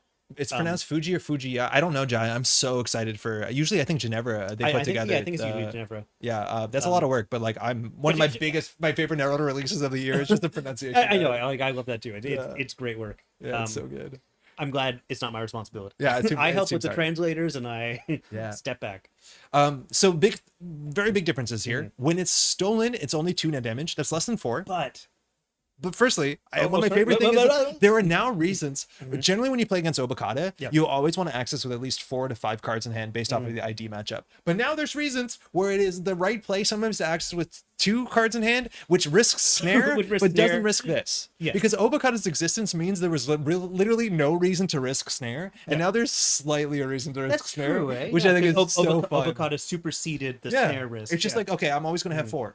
Cool. So snare it's still a relevant card, but like, you know. But can I talk about the other thing I love about this? Yeah. When you touch Obokata, you can back away and not get hurt. Yes. When you touch this, you must get hurt. Which is so messed up. Yes. It is so messed up. It takes me back to like a fetal AI. Exactly. And they call that out in this article, right? Yeah, like fetal AI is the thing. That was a 5-2. That was 2 points. Yeah, it's non-additional cost. And that's really important. Whenever you access an agenda, unless you have an ability to trash it with something like an imp or carnivore or whatever thing you can imagine here, if it doesn't, take yes. Which firstly means you score it. So if you win the game, you do win the game before the net damage goes off. But otherwise, you have to take the net damage. So fundamentally, that means personal evolution, you run archives or run a central server, that's 3 net damage. So equally, if you want to play a deck that plays Neurospike, you can get away with the punitive deck. Yes. You've already weakened them up. Now you have punitive counterstrike. On top of that, it's a 3-pointer. So if we see any big card that cares about stealing an agenda and has a threat threshold that cares about it, you are forced to steal it, have a smaller hand size, and then risk threat. My favorite thing, oh my God, how do you play around Regenesis? Like, that was the play that you played around Regenesis, is that you ran archives just to flip the Obokata protocol. You didn't steal it. You didn't steal it. You just flipped it. Yeah. So they can Regenesis. But now you have to understand in personal evolution, if there's a face down card in archives and you don't want them to get 4 points. It could be 3 net damage. Yes. You have to. On top of like whatever other nonsense is in there. Like, yeah, exactly. Oh man, that's so cool. I'm probably gonna hate it, like most things in PE. But the fact that like you have to touch this when you take it, it's not a choice, is super impactful, and Corps can use that to their advantage. They want to score it out. Mind you, scoring it out in PE is already 3 net damage. If you put this in archives, kind of feels fine for something like 3 damage and 3 points. Like that feels kind of good. This is a proactive card. This is kind of really, really important. I think it's going to probably be healthier than Obokata, but if you look at this and think like, oh, it's not Obokata, I don't want to play it, I think you're messing up. I think this is absolutely very, very offensive, the way that it can attack you. I like to think of it as proactive. It's a proactive agenda, yeah. Of course, you did tell me that 5-3s are bad for the game. Yeah. Yeah. I stand by it. Okay. Me too. Good for threat, though, right? Yeah, that's true. Yeah. Threat 3. So cool. Really, really cool. Oh, sorry. I was like first like kind of down on it that there's like no color. I find this to be a really drab piece of art, but I think that's kind of the point. Yeah. Are these the sort of same structures you see in Isowak? No, they're slightly different. They're like kind of, they look more like a router. The mitosis structures. Oh yeah, it's different. It's definitely different. Yeah, it's different. Okay, cool. I want to hear more about 5-3 hate. I made a whole video on it. It's like a 3-hour video. Yeah. Just watch Tar instead. That's Metropole Grid. Every week there's a stream, just watch Tar instead. How's everyone doing? Okay, cool. I think at this point, what are we doing on time? I can't even see the time. It's 11:07. Okay, speedrun? Okay. I'll dig it up. Yeah, you'll find it. It's called I've got plans at 9 a.m. tomorrow. Oh, yeah? Okay. I can be here until 8:10. You can leave whenever you want. I'm still going to do this. Dude, I know. Okay, they added some. Okay, so what we're going to go through. Oh my God. Again, firstly, almost all these cards were spoiled either through Null Signal officially, we've seen a whole bunch of them, or spoiled through other channels. We put up our spoiler video up on Tuesday. The response has been really positive. Glad you all like it. It was a lot of fun to put together. So you can check that out. We got some Wayland cards. They're not here, but it looks like this is being updated every couple of days after things have been out. So we generally don't go through other people's spoilers for Community Week. But this is mostly a few days out. We're going to say this is old enough, and very specifically, we're going to link everybody who spoiled any of this content in the description below. So I highly recommend going to there, because not often do they just like show the card. They show the card and then talk about it, or like do a really cool puzzle and you find the card. Speaking of oh my God, yeah, talk about it. Speaking of the puzzle, is this card here? The ice isn't here, right? No, it's not. No, it's not here. There is an NBN card, and I don't know whether this is me thinking my brand is as big as it probably isn't. But huge shout outs. I got the name here. There was like a really cool puzzle that's still up that you can do if you're on green level clearance. If you type in Discord server. Discord server, if you type $quest. And you go on a quest, and it's like this narrative adventure where you're put into the shoes of a runner who is charged to run an NBN server, and you encounter an ice. And it's so sick. And I want to shout out who wrote it, because there's really good credits, but highly recommend doing it because it's just so absolutely entertaining. It's well written, and it's just really fun. Especially like this is the thing that I didn't realize. Not a lot of ice talks to you. True. Mostly the Bioroids. And I feel like now that I've seen the personality of this ice, I think that's such a cooler thing. I wish I saw more personalities of ice. Okay, the reason why I bring this up, shoutouts to both Finbar and Fern, so Harmon B and Asim Press, who put this together, writing, AMS for programming, card art, Yakuza wrote the card art. There's a bunch of people credit for playtesting. But there's a character named Beans who uses beans as a curse word, and I read that in the middle, and I just broke out laughing. I thought it was the funniest thing. B3ANS. Mr. Streamer, yeah, I swear I'm not a cop, but do you remember what that ice is called? Yeah, it turns out it also has flavor about Hannah. They talk about Hannah, who I don't think's on this page. Hannah Wheels. Yeah. They're a streamer, and they're a cool streamer. $ Quest. Yeah, so cool. Bot Sahasrara. Yeah, thank you. You have to go message Sahasrara bot, and you do $ Quest. It's really, really cool. There's also the other one where it was $ where you had to do a piece of art. And that one was also fire. That was a really fun thing where you had to do like a personality quiz. I don't know. The personality quiz. Yeah, I didn't do that, but yeah, that was fun. I had to draw art for it. It was sick. Okay. Volvo, we've been really slow to see the HB cards. This was revealed on the Null Signal Games podcast episode 2 as a threat card to talk about. So Volvo, I think, means grandfather. And this is a unique card. It's a sysop, but we're seeing a whole series of sysops that have the same ability to move across servers. Huge fan of it. The res cost of each ice protecting the server is lowered by 2. Akataro Watanabe, cheap ice is cool, as much as, again, we talked about this on our reveal, as much as that's not in your control a lot of time. That still will be okay, though. And then when your turn ends, you may move this upgrade to the root of another server. That's really cool as a shot's called, but also as a deterrent for runners. I think there's some emotional damage there. Yeah, I really love that addition to sysops, this set so far we've seen. Like, yeah, it gives them that extra bit of use, and I think it's really cool. Yeah. Threat 4, though, the res cost of each card in the root of the server is lowered by 2 credits. Oh. That's neat. Classically, there's some HB cards or HB decks back in the day that were defined by their ability to res cheap Breaker things. Bray into Eve campaign or whatever other 5 cost thing you can get. Is this the card that will allow you to play a Refuge campaign? I don't know if you want to res a Refuge campaign on Threat 4. 2 cards, Threat 4. Okay. You can move it so it'll fire consistently. That's true. I think this card, I think I'm hotter on this than most people. This didn't have a huge conversation in totally Montreal Grid. Yeah. I think it's fine. I think it's a nice early click and compressed install with ASA. It'll save you some credits. It'll probably pay for itself and more. Yeah, I love this in ASA. It's neat. What if we're at Threat 4? Does Volvo res himself for free? I don't think the text is active because you pay the cost, then you res. So I don't think the text should be active. Oh, it's Big Hug Mug. Yeah, Big Hug Mug. I thought it was Big Mug. Big Hug Mug. Big Mug. I really like the art on this one. Yeah, Yaukieros also did Adrian Says. Yes, and like it's got this like interesting surreal use of color that I really, really love. The color in this is incredibly notable. I think this is really cool. Yeah. Neat. We talked about Atea. So this is not strictly number order. This is just whatever's up on JNet. So there's a huge, or Netrunner DB, there's a huge gap there. Yeah. Talked about Front Company, talked about Atini. Okay, Mindscaping. This is up from Bridgman. Bridgman revealed a couple cards. I think a fair bit of them were tag-based cards, including this one, which is the first ever tag punishment in Jinteki in the history of the game. Is it really? Yes. Because they've had other cards that can give tags, Never but they've never been able to use follow up tags. on them. Yeah. So 2 credits get Mindscaping. Art is pretty By the way, frightening. I believe it was Brennan who wrote the flavor text for this. Oh, cool. If you stretch a mind, it expands sometimes until it stops, from Adrian Seiss. And we'll see Adrian Seiss, who is a clone hunter, right? Yeah. Gray Ops, which is a fun subtype for things Both that are a clone not hunter strictly... and a clone hunter. Yeah. That's actually a fun thing from the Taya stories. They're all clones there. Yeah. I got a Big Hug mug from a yard sale months ago, and now I need to know what the deals with these mugs. Is that like a thing? I didn't realize it was a thing at all. Can you also look up Big Mug? Oh, let's go to Google Trends. Yeah, Big Hug mug is a real thing. Oh, okay. That's really cool. Oh, was that a clip from True Detective? Kind of looks like it. Yeah. Oh, okay. Cool. How did we end up here? Did I go too far? No. Sorry. Here we go. Okay. So Gray Ops, 2 influence. Resolve one of the following. So modal cards, I'm pretty hot on modal cards as long as both of the options are interesting.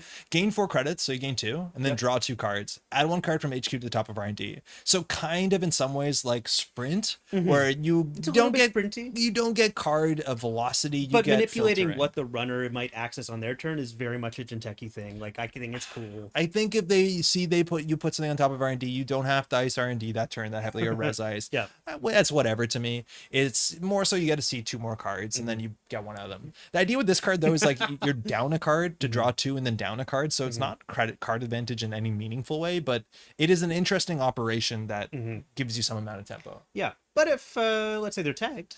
If they're tagged, though, do X net damage. X is equal to the number of tags the runner has up to 3. Okay, so first... That's great. That's almost a Scorched Earth. It's almost a Scorched Earth. So End of the Line is like one of the big tag punishment cards. Very important is that Boom has rotated in Standard.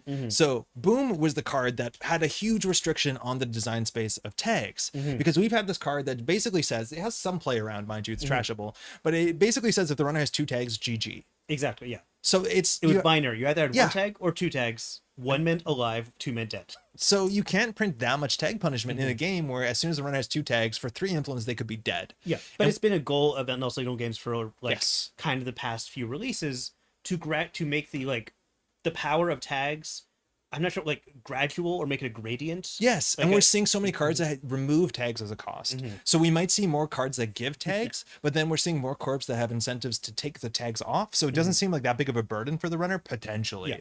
But if you know what I mean, is we might see more cards that can tag. Like I'm pretty sure we'll see Jinteki cards that give tags. That would make a lot of sense. Otherwise, it doesn't make a lot of sense. Firewalkers reminds us that we have to go to our ad break. We are brought to you by Mindscape.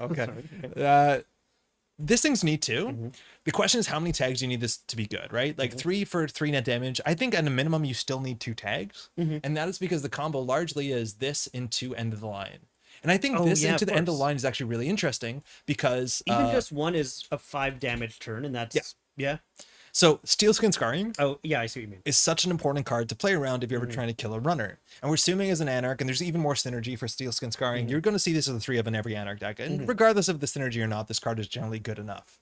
Now, the big thing with this card is that if it gets hit by damage and that damage does not flatline you, you will draw up. So it's really hard sometimes to do something like punitive into punitive, right? Maybe it's easier to do, what's it called, end of line to end of line, but that's a lot of influence out of faction. So back in the day, when Steel Skin Scarring existed, or more accurately, I've Had Worse existed, which is just Steel Skin Scarring. Oh, I just searched for I. It changed the math. Come on. It changed the math of what it changed the math. Like if you tried to Scorcher someone when they had 5 cards in hand, if you hit 1 I've Had Worse, then they went up to 4, and now you need a full other Scorched Earth. Yes. It really changes how you interact with that. But so there was a meta where Traffic Accident was a card that to people get them played. under 4. Yes. Or test out if they have an I've Had Worse in hand. Either way, you prevent wasting this Scorched Earth. So this, you would tenderize them. You would loosen them up a bit and see if the Steel Skin's triggered or the I've Had Worse trigger. And if they didn't, you'd flatline them with a Scorched Earth back in the day. And I think this is a really interesting thing that does the exact same effect. On its own, it's also not a dead card because it has some admittedly minor utility. Like, it's more expensive than Traffic Accident, but I think it's still got... Like, if you're in a tight spot, sure, I'll take 2 credits and manipulate my hand a bit. Yeah. And if this card is like universally playable across Jinteki decks, which I'd be a bit confused if it was, there is just real threat for holding tags. That even on top of this, like if you it means if you're not tagging at all in your Jinteki deck, then like this is still a useful card. Wait, sorry, what am I saying? But like, we've already seen like Wheels, like a character who gives tags to the runner. Yeah, but and now it's like you probably want to get rid of that pretty quickly. Yeah. But I don't know. Wheels is weird. Yeah. Steelskin doesn't push through the second end of line. No, I think you die to double end of line with Steelskin, unless they have 2. Yeah. Because it only draws 2 cards, right? Yeah. So it's weird. I don't think it works well, but this is relevant for that reason. I think this is interesting. I think it's cool. The art to me, is this like projection? Like what are you putting in their mind for them? Like this gives me Hoshiko vibes, right? Like yeah, it feels like a psychic image that we're looking at. Even the woman's hair on the right side, her hair is twisting into like DNA helixes. Is that a hippo? Looks like a hippo. Is that a companion? Like, are we in cyberspace making friends? Maybe we're making friends. I don't know what that is. And hippos make sense because thanks to the drug guy. Well, sorry. I got Mindscaped. My brain just shut down. Gain 2 credits, draw the second end of line. This is also interesting too. We saw a card that interacts with like playing multiple operations in a turn. I don't know if that's going to work out to be that great in combination, but yeah, there's a lot of flexibility with this. Even as a kill card, the fact that it gives you flexibility to find your other kill pieces potentially, sometimes you'll see that play. Cool. Adrian Seiss. Oh, the art on this thing. I love the art. So cool. This is, like, I wish the templating could just like, I want full art of this because this is. I feel like this. I want this. I just love this art. It's and really it's good. Like making me stutter how much I love it. It's The reaching religious. out- yeah, because you see like the woman with the kind of the hood, shawl, the robe, the shawl, yeah. exactly. Yeah, looks Like it very, has very real religious tones to it, and then Really there's does. like, you know, a Prysac with assault rifle. Really cool. Shout out to Jao. Is Jao probably Brazilian? Because I know there was an interest to get a more Brazilian artists. I don't know. Yes, I'm not going to say that they are not, but like you are correct that there was a push like, oh, let's find artists from this area so we can add that kind of veracity, verisimilitude, authenticity. Shibboleth. Yeah, shibboleth, exactly. It does have Disco Elysium, but this feels like a portrait in Disco Elysium. Those glasses don't join in the middle. Or do they? Do they? They're glasses piercings. Oh, I know. That's. Or do they join the back? Yeah, they join in the back. Yeah, okay. It's so wild. Okay, anyways, Adrian Seiss, unique. Cost 0 to res, 4 influence, so we're in Caprice Nase territory, right? Cyclone Sysop. Whenever the runner makes a successful run on the server, play a Psy game. That's typed, so at some point, maybe without reminder text. But basically, you secretly bid 0 or 2 credits out of your credit pool. So if you can't afford to do it, you can't afford to pay it. Then each player reveals and spends their bid. So whether you want to consider this to be totally random, whether you want to consider this to be a way that you can have an influence over people's credits, whether you want to just get in their head. Psy games have been around for a long time in FFG Netrunner, and we've seen, I think, only one Psy game card from Null Signal, Lethea. I think so. Yeah. So like it's really cool to see this on more cards because that was a really big deal back in the day, and a lot of old heads loved the excitement here. Especially when games come down to the Psy game. Oh man, it's wild. I think Sais is pronounced like 2 syllables, Sais. If it's the way my Duolingo Spanish lessons. Oh really? Yeah. Oh, cool. But you know, maybe it's not exactly that. Okay, so this one says if the bid differs, the runner cannot access cards other than this upgrade for the remainder of the run. So if you are wrong, which happens 2 out of 3 times, unless okay, sorry, I'll let you finish. Yeah, no, I got it. Okay. If the bid differs, which should happen 2/3 of the time, you can only access Adrian Seiss, which means you'll still get, and this is really important, this is still a successful run trigger. So you get all your successful run stuff. You just are limited by what you can access. So if you're running all 3 central servers for whatever reason you want, if you're doing a deep dive, like that still fires. You still get successful run. You can still pop. Well, you can't do that, but you know. Yes. So you can only get this card and cost 2 to trash. However, if the bids match, it only happens 1 out of 3 times, barring bankruptcy. The runner cannot access this upgrade for the remainder of their run, so they can get in everything else. You access the agenda or whatever else is important, but the upgrade stays behind. The upgrade protects itself. Yeah, I think that's so cool. And then on top of having better alternate like the 2 sides of the side game are interesting. Yes, which is great. Yes, it's a really fun because there's sometimes where you want to run the remote server just to trash the Adrian or the upgrade, like the Caprice or whatever, when there's nothing in that server besides the upgrade, and you were unable to do it. Yeah. What the fuck? And then after that, when your turn ends, you may move this upgrade to the root of another server. I love that so much. At any point in time, they could have stopped writing on this thing. And it would have been fine. If this thing just said that the bids differ, the runner cannot access cards other than this upgrade for the remainder of the run, that card would have been fine. It would have been a fine card. It would have been like a 3 of in any defensive deck. And then they did, if the bids match, the runner cannot access this upgrade. So like 1 out of 3 times you can't even trash this, and then you can move it. Yeah. What? It's so weird. I think in some ways it's going to feel less powerful. I think in some ways it's going to feel more powerful. I think the fact that once this is res, runners are going to understand that they have to play a side game. To some people, that just shuts the server down. They're just like, that server is basically like, again, whatever is far from Brazil. Yeah, I would. But Brendan's saying I can give you the rundown art wise if you want. And yes, I think we do want. And while you're writing that, I was gonna say, so I think side games historically, they're never as cool as they are in my head. Like a lot of people just roll dice or they do it randomly. Oh, those people are. I always look my opponent in the eye, and I judge based on what I see in their lifeless little inhuman jelly orbs, like what Monty Greensleeves had when I met them at Worlds. This card's hilarious with Sync BRE. Is that still legal? There's no way.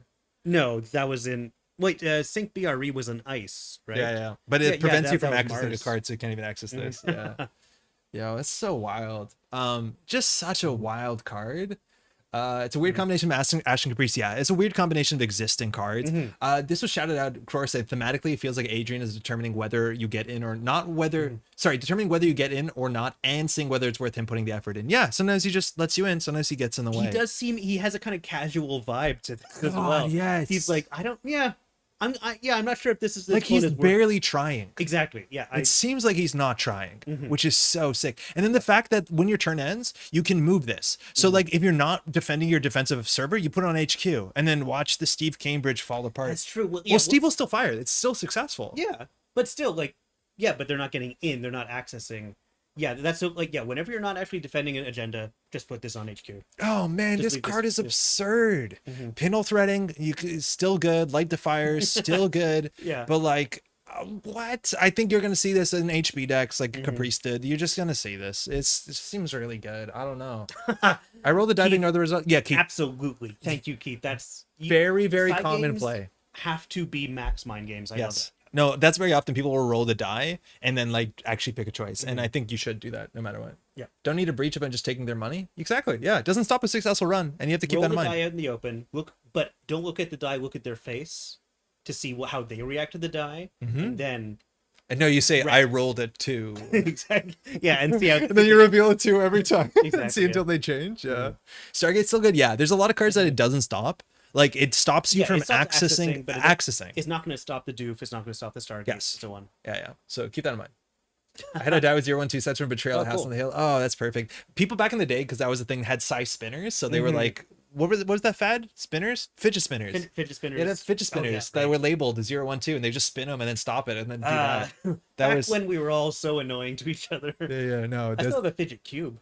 I know. You're not proud of that, are you? No, I'm not. I'm even less proud after that reactor shot. Like, I wasn't proud before, and then you just killed me. Let's talk about Oracle. Okay, this is another Bridgman card. Check out, again, he has a great video that came out pretty early. It was like Monday. It was one of the first spoilers, I think, if I'm not mistaken. The Oracle think tank, by the way, I think is the campus at which Epiphany Analytica is located. In fact, like these blue windows. Oh, yeah, those are the outside. I assume those blue windows. But yeah, that's where they work in. So 3-1, pretty bad numbers. When the runner steals this agenda, give them a tag. That's sick. There's a lot of NBN agendas right now that give tags. Yes, on steal, right? Which is just like gas for certain IDs, Reality Plus. Yep. But let me tell you, there is a deck that I've always loved. This used to be one of my favorite agendas. It just said this exact same text. Yep. It's funny that it doesn't say that you have to reveal it. So I guess it's because they steal it. It's not when they access it. Yeah, this is access. Yeah, so that's why they don't have to reveal it. Yeah. Harpsichord. Are we allowed to know which flavor text Pat is responsible for? I assume so. I've been saying, I think in this set only 2 cards ended up getting my flavor text. But like I was focusing on my day job a lot for the past few months. But I've already started like suggesting themes and titles for the cards in the next set. No, Benato is looking for results, not excuses. Huh. All right. Well, I'm just gonna get my my quota up for the next set. I did pitch a name. I pitched several names. I pitched a name for a Wayland card that I think is so dumb, but more than any other card I've pitched or flavor text I've ever pitched. You want the name? I desperately want them to go with this. Didn't you write a thing that's coming up soon? Yeah. I mean, I'm waiting to see if like they'll go with it. Okay. But it'll be like potentially on the like the release day product narrative. It'll be like a fiction that I wrote. Yeah. Super cool. Yeah. Poor Pat's always getting bullied on his channel. Daniel, it goes both ways, man. That's how you. Does it? I think so. Does it? I had to touch a lot of your sweat. You really did, yeah. Boy, I am dehydrated. Like that paper. Yeah, do you need more water? There's more of my body. No, thank you. I'm good. Okay. 3-1 agenda. I like this. The fact that these take up a lot of slots and they're annoying. Like it's hard to play around this effect. Yes. And then as a click, you can remove a tag. We're seeing that a lot across the whole set. Remove a tag as a cost. That's really bad in some ways because the runner doesn't have a tag to clear. So like, and then shuffle this agenda into R&D. The corp can use this ability only if the agenda is in the runner's square area. So there's a combination of a bunch of cards. We saw 15 minutes that had this click but not a remove a tag clause attached to a 2-1, one of per deck. It's a mix of a TG TPT. I was not that hot on this card. I think there's an archetype where this is really cool. It's nice at least that you always have someone active tag punishment on all board states when this is scored or stolen. Yeah, that's pretty cool. I think this is an automatic in R+ because it's a way to. I don't know. I just think this is hard. Yeah, you don't want to score this. That's a big thing, though. No, you don't want to score it, but you're fine with it being stolen, and then like probably they're so tagged that you can just pull it back, and then it's always another tag ambush or whatever. Yeah. No, that's interesting. But it's the sort of thing, I don't think you want to score out. It's neat. It's neat, again, that you have this ability that's online always. It's a shuffle ability to shuffle your deck. Maybe in the NBN, if you saw the top of your deck, you don't like it, you value that. Yep. But I think specifically in NBN, like it's easy to put other tag punishment that is a bit more proactive, or like a bit more, not proactive, but a bit more like has a larger impact on the game that like it's nice that it's there, but like if they're 2 tags, maybe I just want to ship a shipment from Vladisibirsk. I don't want to really shuffle this back in. It's nice that you do. It's always an ability that you do, and it's annoying if you shuffle it back because then they took a tag and well, you cleared the tag. So I don't know. I do want to say to Natu, because I didn't actually answer. I think in this set, so Banner and I think the Wayland ice that was revealed a few days ago. Oh, I don't remember the name of that one. The K one, the Bad Pub one. Is it? I don't. Yeah, I can't. Bad Pub and Tag. Can't remember. 6 strength code gate. 3 subs. It's Cares about credits. Yes, that one. Yeah, okay, yeah. yes. I wrote the waypoint for that Oh, cool. one. Yeah, and then anyway, we'll get to that when we get to I don't think it's here. No, I don't But we'll think get to it's it here. eventually. Yeah, Yeah, cool. Yeah, this is neat. Saw this one? Federal fundraising. Oh, yeah, political. This is another one that came from Bridgman's stream. It's political. So this is one of the ones that you don't want to ice up. When your turn begins, you may look at the top 3 cards of R&D and arrange them in any order. Yes. That's a neat effect. It gives you information. The fact that you can fire this before balanced coverage means guaranteed value. That's exactly, nice. yeah. It means that if you know what card's coming up, you can always get the 2 credits as long as you want to reveal it. Then, if the server is not protected by ice, you may draw 1 card. So you can basically draw your best card. Then you get mandatory draw. Then you still know the top card of your deck, potentially, which is really good for all the other Because abilities. I think, like, if this and balanced coverage are on the same, or both active, I drank a lot of root beer. Then you trigger this and you look at the top 3. You put the card you want to reveal for 2 credits in the middle, and you draw the top one. So that's pretty cool. So this is a reimagining of one of the most busted cards of all time, Sensei's Actor Union, that allowed you to draw 3 cards and then bottom one of them. Yeah, starring Barbie and Ken. Before beginning of turn, which this thing got banned out relatively quickly, but this is one of the most busted cards. And this is the exact definition of a card that if you did not run it, the corporation almost won the game on turn 1. That is such an absurd amount of value in a deck that wants to spam out assets. The fact that there's now an agenda literally out of the game, and now they just drew 3 cards. What the heck is going on? So this is a much more balanced version of it. Originally, when I saw this, I was like, okay, well, I think you just trash this. Maybe it fires once for 2 credits, and then I don't understand how you play this in your deck. But until we saw hard-hitting news, which I think you need to have to protect things like this inherently. Yeah. It's a clone at the Brazilian Carnival. She's under the influence of the card. Oh, this is for mindscaping. Her mind going in 2 directions, one into DNA, the other eroding into net damage. Can we go back to mindscaping and show that alongside Brennan's explanation? Decision forking is what makes a set so good. There are no 100% right answers on what to use the tags for. Exactly, yeah. Yeah, it's interesting. And you're seeing it across all factions that they have a way to use tags. All right, so it's clone to Brazilian Carnival. She's under the influence of the card, so she's being mindscaped. Her mind going in 2 directions, one into DNA, the other eroding into net damage. It's a cool piece of ice. Yeah. Cool. That's the thing, the art brief. Yeah. I think so cool. God, do you not take me back to is that Sensei plus do they have HHN World? Yeah, you lost the game really quickly. And again, shout outs to Threat, where you have cards that are powerful, but you're not gonna lose the game on turn 1. So that's great. She's there with her friends. Oh, that's really cool, Brendan. That's a really wild art brief to figure out what to do with. Well, I mean, the art briefs usually have more detail than that. Depending on the art, some of the artists are I don't want that much detail, and others give me a lot of reference photos, give me a lot of detail. Yeah, which is cool. I think Scott's someone that Nelson is we trust you. Scott has such a good idea of what cyberspace looks like. Show us the Scoot Debrato. It's I got you. Yeah. All right, VSA. This was revealed from on the Peddler draft. Okay. This is from Bounty Hunter Sachs. And this was really cool. He actually messaged me. He's like, it's up. I'm like, okay, I guess I'm going to draft 200 cards to find it. So you just had to draft until this showed up as a draft option, which was really wild. It just was in there alongside some of the other spoiled cards, which you could click on and it would show you where they were spoiled from. That's a fun place to put them. So just back to Mindscape. The animals in the background are floats. Okay, so they're not companions. They're just cool, kind of all floats. Well, you can have an inflatable companion. Yeah. All right, so this is the Code Gate Observer. It's 2/2, so an early ice. And I think this art, or firstly, I love the art. I think this card is kind of cool. Whenever the runner passes this ice after encountering it, if they did not break its printed subroutine specifically with a decoder during the encounter, give them 1 tag. The runner loses a credit. If they don't break it at all, which is very possible because the subroutine is nothing, give them a tag.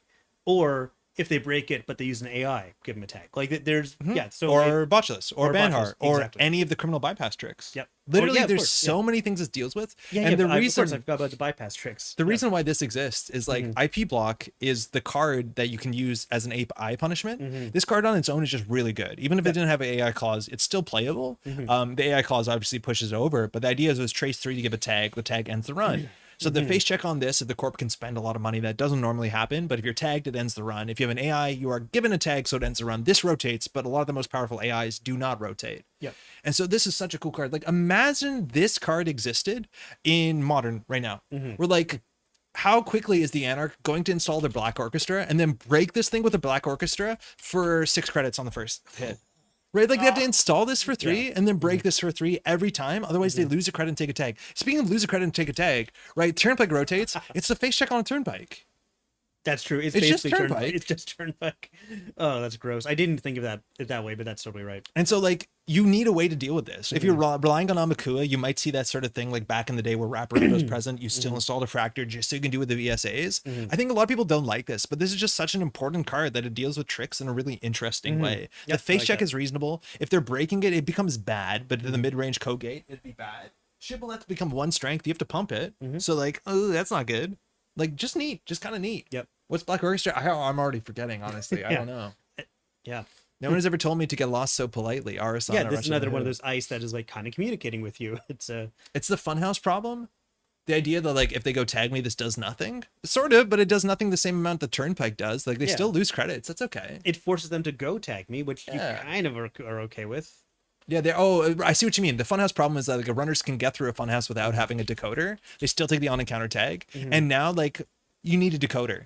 Now I think needing a decoder is going to be kind of a thing anyways, because I'm pretty sure everyone and their dog is going to be playing Magnet because Arasana is going to be incredibly popular, and this is one influence and not a bad card regardless.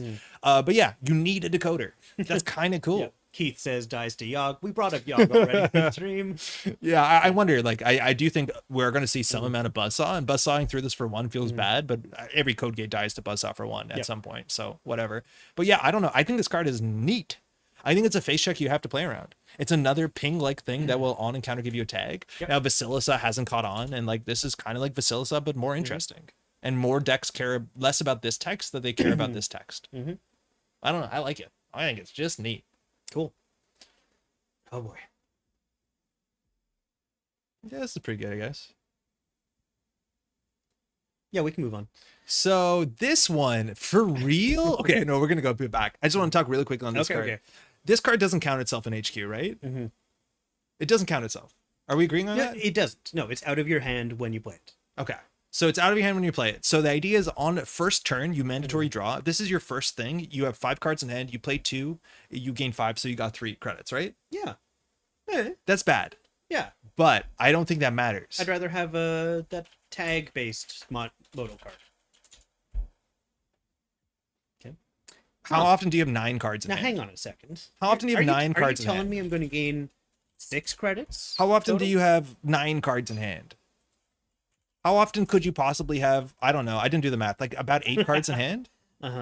Like there's so many ways to start your turn with a lot of cards in hand that are actually really common in the format. I think Rashida's just Rashida's going to be wild. Yeah, like we need more Rashida support. It's also one influence. So like I don't know who else draws a lot of cards at once. There's probably a lot of IDs. Oh, it's back here. But like 2 influence, you could do it. New Sensi draws cards. It only draws 1 card though. PD, yeah, PD has a 6 hand size. Like that's not a bad floor. I think HB does need some econ cards, and I think gladly HB did get some econ options in the set.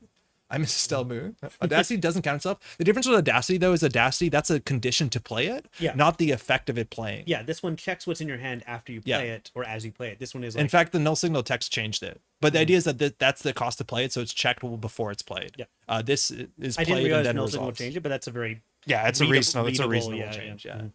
I don't know. I think this thing is legitimately better than it looks as an econ option. For sure. I think this replaces some of the decks maybe that are playing whatever non-equivalent. The fact that there's no support for non-equivalent exchange gain 2 credit clause is such a surprise to me. I thought the set would care about the 2 credit thing that showed up on a bunch of cards for some reason. Whenever their runner gains credits during from your card, Anyways, I think it's good. Okay, so Oppo. this thing we've been saying on the channel for a long time, we're going to go see some sort of hard-hitting news that's attached to threat. So the idea is that hard-hitting news is not busted on turn one, but it is relevant and scales well into the late game.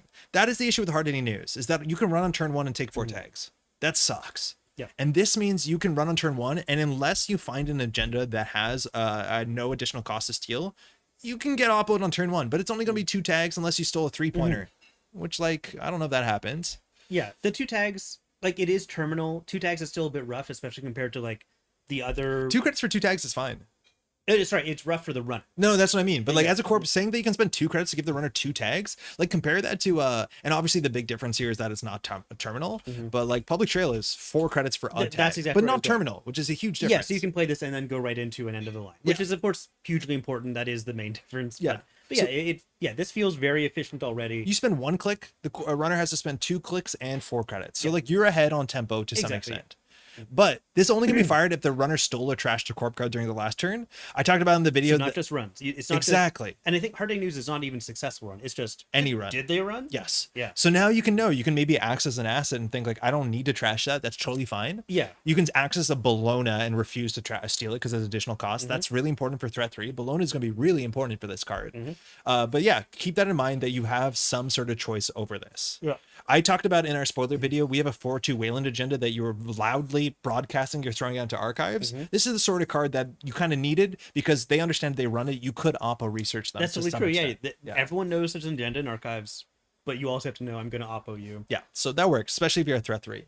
Free in R+2. The goofiness with the R+ is not only it's free, is that so the threat 3 says you can pay 5 credits to give the runner 2 tags. Those are 2 separate clauses? Yeah. So you can play this first if you're on like whatever 5 credits. Total 3 credits to give 4 tags. You need the 5 credits up front. But the yeah, idea is that you don't have to have 7 up front. You can have 5 up front, pay 2, gain 2, pay 5, which is so goofy. Yeah. But this says you may give the runner 2 additional tags. Yeah. So 7 for 4 tags. Yeah. Once you're at threat 3, which is pretty good. But hard-hitting news is not as good as hard-hitting news a lot of the time, because hard-hitting news is often played when the runner is low on credits, and so it could just be a 3 cost. Yes. I think there are a lot of decks modernly that are playing hard-hitting news when the runner's on low credits, because they're also doing things like economic warfare. Yeah, and I still think you're going to see economic warfare played with oppo research. Because it prevents them from clearing the tags, which is really important. It's not so much that they can't boost the trace, it's more about removing the tags when it comes to hard-hitting news and economic research, warfare. Again, it's about clearing the tags being a problem. Yeah. Because giving the runner 4 tags is somewhat fair, arguably, because the runner has 4 clicks. Ideally, they can always clear the tags. They're not doing anything. It's still terminal. You're never going to play this twice in a turn. Yes, just like hard-hitting news. Also, you can't score freedom from information. Very importantly, 5 credits, paying 7 credits to give the runner 4 tags is somewhat fair. If you do the math, how much money the runner has to have for hard-hitting news, it means that they have a modicum of credits, right? Like how much does it cost to pay 7 for this? Is Trace 7. Trace 7 on hard-hitting news happens a lot, but the big difference is this doesn't care how much money the runner has, which we've seen so many cards that care about tags. So it'd be very common for a corporation who has 7 credits that they can install an agenda remote server, advance it, and oppo, regardless of how much money the runner has. Even if the runner has 30 credits, they are suddenly have an issue where if they want to clear all the tags and check the remote server, plus deal with ice or whatever, they probably can't do it. So while this card is more expensive in a lot of cases, it'll be cheaper in a lot of cases, and it'll be more likely, as long as your deck has some amount of money, so maybe not the Bladderwort decks that we've seen, that they can generate hard-hitting news forks way more consistently. I think this thing is really good. Yeah, I think this is great. I like it so much more than hard-hitting news, both as a runner and a corp. Yeah, I think it's going to be annoying on both modes. I think 2 credits for 2 tags is going to be annoying for runners. Again, it's up to you. Don't trash things if you don't want to. But like, this is such a big deal, is that if you don't have hard-hitting news in NBN, I don't understand what the faction does. And maybe it's a problem that so much of the faction's power is tied into one card, but I legitimately don't know how you win a game with NBN without hard-hitting news. Yeah, but as we said, like, the value of tags is a bit different. There's no boom. So like, yeah, 4 tags is very bad now still, because like it's bad. But it's not quite the same. It's not instant death. Yeah, you're not going to lose the game. Yeah. You're probably not going to lose the game. They're probably going to do something gross, like shipping from Disperse. I think is pretty hot. Yeah. It's worth knowing in Standard, you still unfortunately have access to market forces, which is like still pretty rough. It means you're going to be largely out of the game if you don't close the tags. But that's largely it. Self-growth program doesn't see a lot of play anymore. I think Retribution is going to be very popular without program recursion. I do love that. Yeah. Like Killer Criminals Breaker. maybe you want to play Public Trail more than this, but yeah, just trash your breakers. They might lose the game. Yeah. So yeah, it is good. Solidarity Badge makes this a bit easier to deal with. Yeah, Solidarity Badge though is just a messed up good card. I don't think we're gonna see it in this list, but it's really, really good. Have we only seen corp cards so yeah. far? Okay. That's all. There's no runner cards here. Wait, what? We started here? Patrick, what time is it? It's 42. You can check out at any point. I'm with you for the Do you long want to speed haul. run these? Okay. Yeah, absolutely. Okay, so real quick, we're going to speed run through a bunch of these. Firstly, the links will be in the description. We'll get to that. There's a lot of stuff. There's so much stuff that's been revealed that's not here. That's more important. The links for that will also be in the description. Very importantly, the set releases on Monday. I'm going to try, if JNet is up and running on Monday, I will be streaming all afternoon on Monday. We'll do like an 8-hour stream across most time zones so you can watch that. So if you want to stay tuned for that, if you want to hit the notify button, subscribe or follow on Twitch or YouTube, you'll get a notification if and when we go live, because I can't promise it. Yeah. Because if the set's up, because it's legal on Monday, but JNet is not functioning, we just won't do that.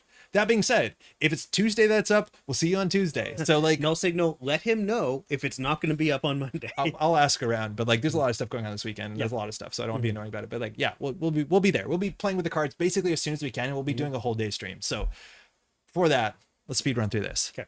Iru, don't know how to say it. Pessoa, I looked up. Pessoa, okay. Ayase, no idea how to say that. Connection and a clone, cool. Again, clones are allowed to be people. Great. 3 influence. As a click, you can take a tag to run archives. If successful, instead of breaching archives, breach R&D. Only uses ability once per turn. Yeah, we have Omar at home. We have Omar at home. Threat 3, whenever you breach R&D during a run on archives, access 1 additional card. Works with Eru. Technically also works with Divide and Conquer. Yeah. No other synergy to date. This card is really weird. Paying 2 credits for like a weird R&D sneak door that requires you to take a tag, but inherently is a resource that you have to protect itself. Doesn't feel great yet. Feels really bad unless we find any support that works with this. We've seen some support, but the support has like clear tags at the beginning of your turn, which is technically the worst time to ever want to clear tags. Yeah. But I don't understand this card without any amount of support because that is just such a liability. Yep. Weird. That's really expensive. Like you can just finality, just like Banhart play finality. I don't get it. Yeah. This card's amazing in R+.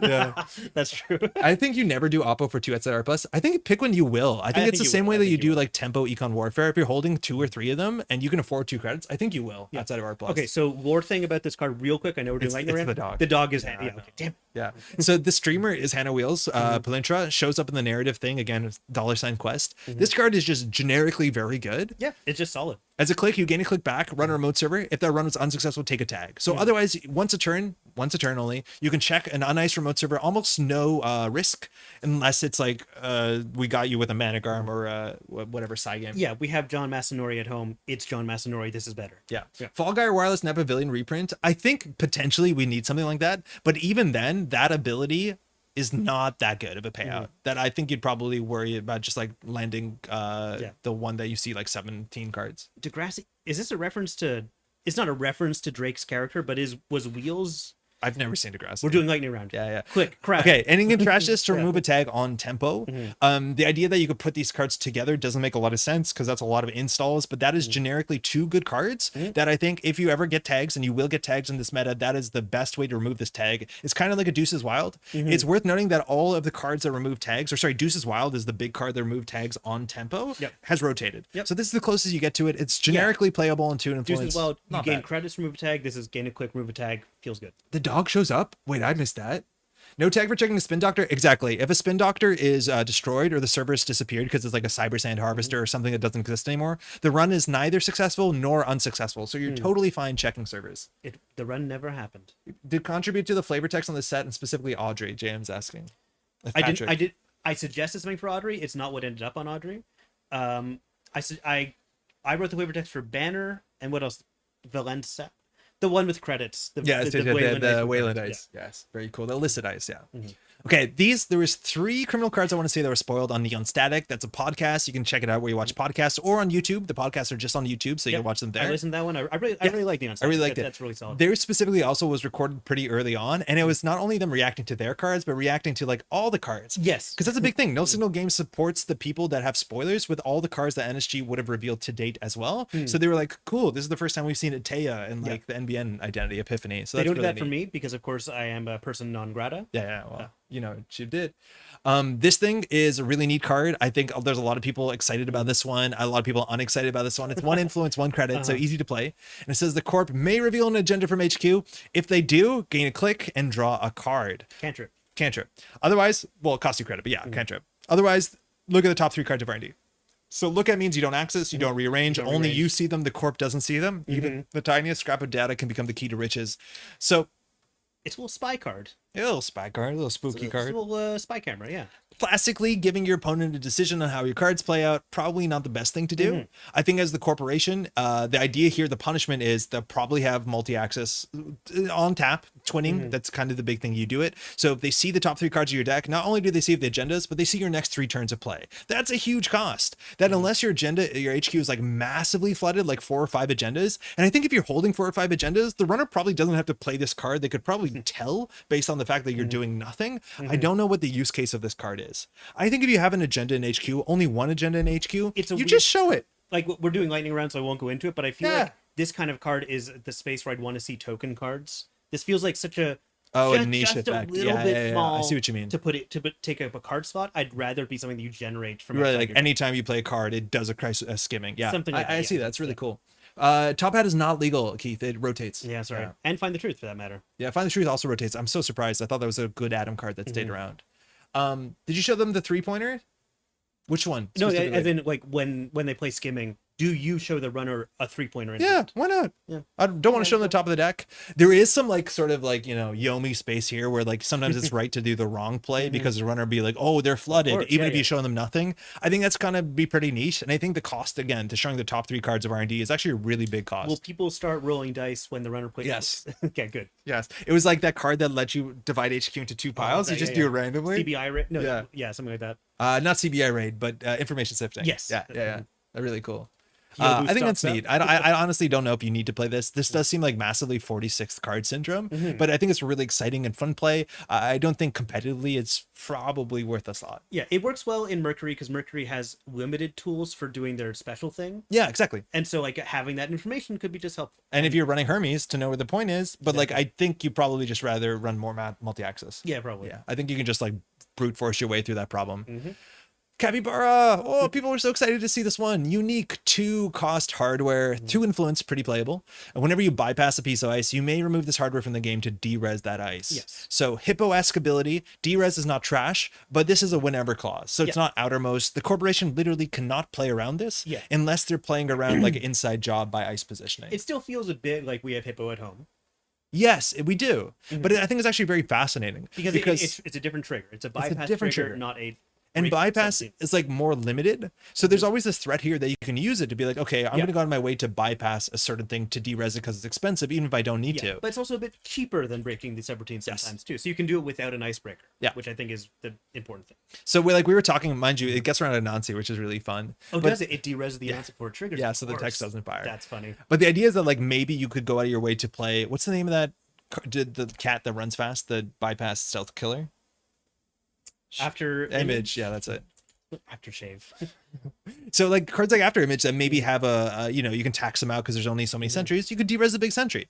I think there's going to be some fear there. We're resing one big piece of ice. Somehow the runner will bypass it either with a scoot to Brado or whether it's an inside job. A backstitching gives you a choice when to use it. It's your choice of ice. Yeah, people are saying backstitching, and I really like that here. Logic Bomb is still legal, but it's 5 influence. 5 influence. So that's a really hard sell. Yeah, you're going to have a better place for your influence, I think, in Mercury. If you have a bypass installable down, you can en passant combo. En passant is like the card that so often shows up in like multi-card combos, but like hasn't competitively seen play. It's the I think it's like such a fun card. It's just like the amount of effort you have to put into like en passant, oversight. What's it called? If I see Emergency that shutdown. Yeah, if I see that in a draft, I'm picking it. Yeah. But it's neat. And the idea is that if there's less res dice, like Mercury fires more often. So there's a lot of good reasons why this is cool. It is unique. Understanding how many you have to play in your deck, you're probably not playing 3 because it's a bit more conditional on setup. So it is a fun as option. I like that. But how does As bypass ice? Because As is a criminal. As is going to bypass But you don't ice. play inside job in As, you play Boomerang. We're doing lightning round. Keep going. Yeah, 52. okay. I don't know. They're shutting down the Metro, man. Laser pointer, man. We saw the art on this really early, and I couldn't tell if the lasers were coming or they were going. It turns out they're coming. And so 2 credits. Okay. Well, it depends where you're standing. I'm a person. I'm a person, so I'm down there. So they're going. Oh my god, yeah, okay, you're right. Lightning round. Lightning round. 3 influence. Program weapon subtype, the goofiest weapon subtype on the Yeah, laser pointer. exactly. Whenever you encounter a piece of AP, destroyer, or observer ice, you may trash this program to bypass that ice. Dazzle, disorient, disappear. Very Deus Ex. funny. Yeah. Deus Ex. Very importantly too, that works so well with the capybara because Yep. whatever the scary ice that you can face check into, you're getting down. Archer stock's going down, huh? Yeah, very bad. And I think Archer looks good. So there's a card classically like this called Fairy, which criminals back in the day used to install very early, and then they face checked with impunity. This is what because protected you from so many big, yes, scary ice. the bad sentries. And this is not only bad sentries, this is bad everything. Yeah. And mind AP you, and Destroyer are usually sentries, but can be occasionally there's other some stuff. others. Yeah. Observer is a more common subtype I think we're seeing. AP means Yeah. anti-personnel for those who don't know. So those are the cards that do damage. Destroyer crashes programs, and crashes hardware and stuff. things. Yeah. Observer, I think, usually something to do with tags, Not always. but not always. Observer's kind of a miscellaneous. They look at you. Oh, Yeah. that's nice. So like- this card's really neat. I think this card's really neat at 3 influence. Again, Deus Ex was a card, and Shaper decks used to splash this as a way that you pulled out to your deck when and if you needed it as a toolbox option. This only did AP Subroutines, and then we had, what was the other one? Sharpshooter. There was only yeah, Destroyers. yeah. And both of these cards saw play in a wildly different meta, where having the ability to break a certain piece of ice, very importantly, and you could recur this with simul chips or clone chips It's back weird in the that they day. saw play in different metas because they're like 2 months apart. Oh, Really sorry. fun. I mean, it was a very different meta where both of these saw play. Yes, They were in yeah, the yeah. same decks. Yeah. Laser pointer plus Yes. Jaguarandery. Yeah, the fact that you can distract the cat with a laser pointer is so Yes, cool. exactly. Yeah. I think that's sick. This card's really interesting. Whether it's going to be played in criminal decks or it's going to be splashed out of faction. Will it be played in the next cards? Yeah, it can. It Yeah, could, and that's. I I think think it's Shapers totally can play it. I'm interested to see again. We talked about what the killer is going. If you can get through with the revolvers and laser pointers, so be it. Whether you pull this with Asmopula, I don't think it's a card. Maybe you need it early so you can face fine, check. It's yeah. probably fine. I don't know all the cards in the set. This is not me speaking from no games. I wouldn't be surprised if there's like pretty minimal crim breakers, but a lot more crim bypassers. Oh, we saw like, one. Well, yeah, It's on the floor. Yeah, no, we saw the one, but like, you know, maybe we don't get a sentry breaker, we just get laser pointer, and I think it's going to do a similar thing. Yeah, maybe. Anansi does still wreck you? No, it doesn't, because you derez it, so the text isn't active, right? If I'm not mistaken, if it's derezed or trashed, it shouldn't hurt you. It sounds right. Yeah, it sounds right. We wouldn't lead them astray. Yeah. Let's see. Wish Adam was still around to play these crim cards. Yeah, I know. So we talked about Arsana. Absolutely, everyone's so super stoked about Arsana. Lily Pad as well. Living Mural is interesting and kind of a rules headache potentially. This one's really weird to me. It's the first Trojan we saw, which of course Arsana cares about. So it's installed directly on ice. If I'm not mistaken, this is the most expensive Trojan we've ever seen. Oh my and mind you, paying 3 credits to put something on a piece of ice in which the corporation has the ability to destroy it is a bit of a tall ask. Now it says interface 1, break 1 sentry subroutine on a sentry protecting the server. And then 1 for 2 strength is obviously good. 1 strength base, not great, but those are good numbers generically. Now this seemed confusing because the idea is, do you interface with the ice that you're hosted on if you're breaking another sentry? Because you can break any sentry on the server that this ice is hosted upon, and from my understanding you interface whatever ice you're currently breaking. The host ice does not matter in any case besides where it is and if you're breaking the host ice, but otherwise it doesn't matter. Yeah, and of course the threat ability that gives it +3 strength and turn to come out. Wait, laser pointer doesn't stop Anansi? I thought it would be. Oh, apparently it doesn't. The text is still active if the card's derezzed. Oh yeah. Sorry, laser pointer doesn't derez it. Capybara has to stop it. Capybara. Oh, laser pointer just bypasses. Yeah, Yeah. Okay, excuse me. Yeah. So I like the art on this a lot. Like the frog seems flat into 3-dimensional in a cool way. It's I was like really confused about the what's it called? Perspective, but then I realized it is graffiti. Yeah. It's a graffito. And you see like over the NBN sign, you see ment or whatever it's going to be, but like, you know, liars is basically what they're saying there. Cool. It's cool. Yeah, and you see like Viva Labor Brazil. Oh, yeah, I think there's other things. I think there's an NSG logo I heard on a podcast in here somewhere. Oh, cool. I don't know where it is. Also, like dorkiest Archer, just straight up goofiest looking Archer. Archer on every card that each sentry is really funny. I don't think this breaks sentry well. We didn't talk about threat 4 is +3 strength, so it comes in as a 4 strength killer for the remainder of this turn. So again, Arsana, you want to cheat it out when and if it matters. Yeah, a card that only works on one server, like Cyber something. I can't remember what that card was like, but yeah, I don't know. Cyber Cypher, yeah. Cyber. Yeah, I mean, this could be good if the Corp accidentally puts 2 killers on the same server. But you can also like make them sentries, like Egret as you love, Palangi. Like there's ways to make it happen. Yeah, true. You can also move this around with like a rejig, so the win install clause. Even without the threat 4, it is a great ratio of like boosting strength as well. So yeah. I don't fully get this one. Like Ika's still going to be in the format for a while, at least in standard. And like this is a similar idea. And the numbers on this are largely a bit better unless there's a lot of sentries. And then if there's a lot of sentries, this is a lot better because the hosting. So it depends on the meta. Yeah, I don't know. I honestly don't know whether this card is better than just running a conventional killer. That's the weird thing. It's like if you can just splash or play in a conventional killer in Shaper, it might be more efficient than this thing is, which like that's a bummer. But it's a very neat effect. And maybe you can break multiple things with a single card. Yeah. This frog is very The World Ends With You, a game that I regret never playing because I have a DS. I was like looking forward to playing that game someday, and I just never got around to it. I think I know what that is. That's the RPG one. Yeah, it's like it's all in Shibuya, like modern day kind of thing. For Ika, you have to pay the 2 credits to get it going. Yeah, you totally do. Yeah, that's why it's but like it's best 0. when you don't have many. So it's still cheaper than the frog. Final card, Pat. We've done it. Bahia Bands. So mind you, there's 65 cards on the side. There's a lot more cards on this. So Bahia Bands is a 1 influence neutral. So again, Deuce's Wild very importantly rotates. And this is a card that a lot of people will look at and think, oh yeah, it's Deuce's Wild. Do a thing, pick 2. But importantly, it's a run card. So firstly, you make a run. And then if successful, resolve 2 of the following in any order. So Deuce's Wild, you could sit back and do nothing. Deuce's Wild allowed you to run, but very often Deuce's Wild, I think, not more often than not, but interestingly enough, throughout the history of Deuce's Wild, the run became more common as an option. When the card came out, a lot of people just played it. Run. Yeah. It was just draw and credits. Exactly. And this one's more interesting. Like it is. It reminds me of Katorga Breakout. Like Katorga, like any kind of recursion is a very powerful effect, but tying it to successful run, it's cool. Encourages the runs, stuff like that. Especially because it doesn't replace any of the abilities. Now, what's really wild is that if successful, you do all of these things when the runner's considered successful. It's not like after the run ends, do something. So which is relevant for the final thing here. So you have choose 2 of these. Draw 2 cards, universally pretty good. Especially if you're against Jinteki and that new Obakata's out there. Yeah. You're like, oh, well, it's a good thing I ran with Bahia Bands. So. In some ways it's bad because you don't know what you're drawing it to and you can lose those cards in that damage. But like mixed bag for sure. But the idea is that if you have run, like, or you want to pay 2 credits to run and draw 2 cards, probably not, but don't worry, we have other things here. One of them is remove a tag. So that's really cool that you can go through ice and then clear the tag before the run's successful. I don't think that actually matters for anything so far because what's it called? Quantum predictive model rotates the agenda that you can't steal if you're tagged. So whatever, still fine. Clearing a tag and drawing 2 cards for 2 credits and a run is really good. Yeah, that's a lot of quick compression. Install a card from your grip paying 1 credit less. That's really neat because that happens before success. So if you have anything that comes down that like you want to get down while you're making the run, that's neat. Like imp for 1 credit on Axis and surprise, okay, but I don't know what deck is going to play that aggressively. And then place 4 credits on this event. This is really weird because it seems like overclock, but you've already made the run. Yeah, and it's a little bit better than what Deuce's Wild gives you. Yes, but it's tied to just trashing the cards right there, which I think is kind of cool. Yeah, so you can use these credits only for the remainder of the run. So that means, for paying trash costs, only for trash costs. Yeah. So you can't use it to pay for Bologna. Can't do side games. Can't do side games. You can't do traces, but only for trashing cards.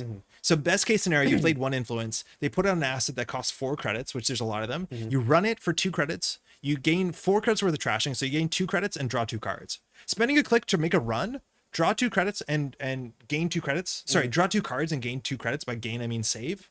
That's okay. Yeah, that seems good. I feel like it feels not as good as Deuce's Wild, but I still like this quite a bit. To answer Solomir, who's asking about the flavor, what I see this as is the Bahia Bands are like community support. I think they're prayer bands. Yeah, they're like prayer bands. Like you see these, like they're tied around like chain link fences near churches or something. Yes. And so like you've made a run and then the people help you. Yeah. Is how I am interpreting this. Yeah, you get support. And so you get 2 of these from the support, which is really cool. Do you get unsuccessful run triggers on installed card? I don't think you would because that card wasn't there for the checkpoint to view the successful run. Somebody can feel free to correct me, but that would be my guess on it based off of the what we call the checkpoint rule, which is technically the wrong name for it. Yep. But I think this card is going to look so more difficult to play compared to Deuce's Wild. I think it's interesting too because it's a card like Dirty Laundry in which you're not just going to fire wantonly. We've seen a lot of run events like, we've seen now Bravado, of course, which I think is a bit over the curve, and Raindrops Cut Stone, that you're just happy to fire more often than not. And this is not. I think you have to be a bit more thoughtful for this card. Yeah. It's not a 3 of, it's kind of situational. Yeah. You want to wait until the right moment to play it, unlike Deuce's Wild, which I think is good because Deuce's Wild was just like, universally good. Yes. It's also interesting because if you want to remove the tag, you have to make a successful run. Yeah. That doesn't mean, again, that you will get oppoed because you might not steal or trash. But that's very different than the Deuces Wild, which often you would sit back and clear tags, stuff like that. So yeah. Net, who's placing the band in the art? I don't know, but if anyone in chat does, yeah, I'm not I sure. don't know if Brendan's still around. I don't know if it's narratively going to be important, but it might be someone's hands. Yeah, specifically. it might be like, we haven't seen the Anarch Runner, so it might be them. Yeah. Someone who wears sleeves. Yeah, there's a joke because so of not Deuces. Oh, of course, yeah. Sleeveless Deuces. Yeah, it's not going to be as universal as Deuces, and I think that's fine. Yeah, I think that's fine. We don't want. I think I don't want so many universal cards. So. Yeah. So understanding who wants to play this for once is interesting. It's a run event. If you're playing prepaid, fine. I don't know if you were excited to play this in a Ghost Tongue deck, which has largely been ESA, but I don't think it's always have to be restricted to be ESA. But playing this for 1 credit, obviously sick, as much as prepaid is like kind of a thing you always say whenever there's an event that costs money. So interesting. I don't think it's a card that I'm excited about, but I think it's actually a card that is very similar to potentially what's it called, Raindrops Cut Stone, where when we saw the numbers, we're like, okay, all the numbers on this card are a bit lower than you'd expect them to be, and then it took months for people to be like, oh wait, this is really good, I can fire it intelligently into certain ice. Obviously the way it works with Benhar, and now it sees pretty consistent play. Yeah, it's a pretty common card in any Anarch deck. It's part of good stuff Anarch now. I wonder if this is going to be the same case where it's like the numbers on this all seem lower. It's not great. It's like comparing Raindrops to Bravado. You'd be like, no, thank you. But then over time, you might realize that you are consistently getting value from this. Yeah. And I assume it needs to be a meta that's a bit horizontal enough where you can run remotes quickly. And based on what we've seen from the NBN, I feel like we might see that. Yeah, I think we easily could. Yeah. Even like the 2-server Jinteki, right? Like one of those might not be iced up. So whatever. We did it. We did it. Okay, I got a lot of work to do to add a lot of links to the description on the YouTube thing. But, remind me to send you the high-res version of the card. Oh, yeah, that's important. I think that's important to get out. Yeah. Ken Erasure yet again. Didn't I not say Ken? You can play Ken many times. We said Ken. We got enough. I think that's it. Thanks all for hanging out. Spoilers week has been sick. There's still more spoilers to come. Mind you, there's a lot of stuff to pay attention to this weekend. Again, huge shout out to everyone participating, hanging out, streaming, all that sort of stuff for the North, what's called East Coast Nationals, which again, you can watch on twitch.tv/Code Marvelous, who's going to be streaming, and that's really sick. Do we have the scoop nearby to show one more time for the chat? We have a scoop. Hold on. Here, why don't I just do this. Okay. I do this. Yeah, sorry. Shibboleth. Do you own a color printer? Yeah. Oh, okay. I mean, I use it for proxies and also printing out stuff for like D&D. That's really cool. On top of that, it is APAC Continentals as soon as next week. Yeah. It's not this week, it's following week, and that'll be in the new meta. All this stuff will be legal for it, which is wild and great. So that's awesome. Yeah, we have a spoilers video that was up this Tuesday if you want to check it out. I need to respond to all those comments. Thank you, everyone's been really kind. Did I miss Jaguarundi? There's a whole bunch of cards that we didn't talk about that aren't on Netrunner DBs. So if you want to see Jaguarundi, that was specifically spoiled on the Slums cast, if I'm not mistaken. Okay. I might be wrong about that, but it's on the Slums cast. I'm pretty sure. If you have something related to the art to share for that, Brendan, I think we'd like to hear it. Oh yeah, I mean, that's a really good one. Maybe we're about to sign off, so leave it in a comment. I think we'll have to. Yeah. But that's it. Yeah. Again, I will be streaming when the new set is out during the afternoon for a while to try new cards. Would love if you want to drop in there. So that'll be either Monday or Tuesday based off of the availability of the JNet servers. And that is it. Yeah. Thanks everyone for stopping by. Thanks Null Signal Games for not assassinating me mid-stream. I really appreciate that. On that note, there's huge thank yous, like huge thank you to the community for not only like giving a shit and being as exciting as people have been. Huge shout outs to like the Null Signal folks. One person who doesn't get a lot of praise all the time is Manverupti. Nice try. Manver Michael is the person who like contacts community people and sets them up with spoilers and then does all the support stuff where he's like, oh hey, I need this and this. I'm very annoying with like a higher resolution. Do you have this? I have a rules question. And he's been doing that with everyone in the community. Absolutely stellar. He was the one who reached out to me to make sure I could have a secret spoiler for tonight. So yeah, thank you so much. On top of that, like shout out to you, Sengrin and Dailycast, all the people who are getting out and like going, which is like sometimes a very daunting thing to do, appearing on stream to talk about their thoughts about cards. It's been like such a cool week where like clearly the community is coming together to talk about cool stuff. And of course, shout out to everyone who worked on the new set because everyone's like really stoked about it. And it's been great. And the narrative stuff has been so good. All right. Yeah, I'm really happy with how everything's turning out, and I barely did anything this set. Yeah.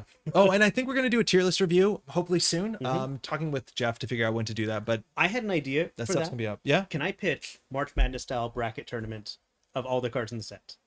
It's gonna be like one influence and card at the end. That's always what happens. Yeah, okay, fair enough. Yeah. Anyways, that's it for tonight. Thanks so much for dropping in. We'll see you when the new set's out. As soon as Have a good night, Monday. everybody. Good luck at Nationals. See you. Bye.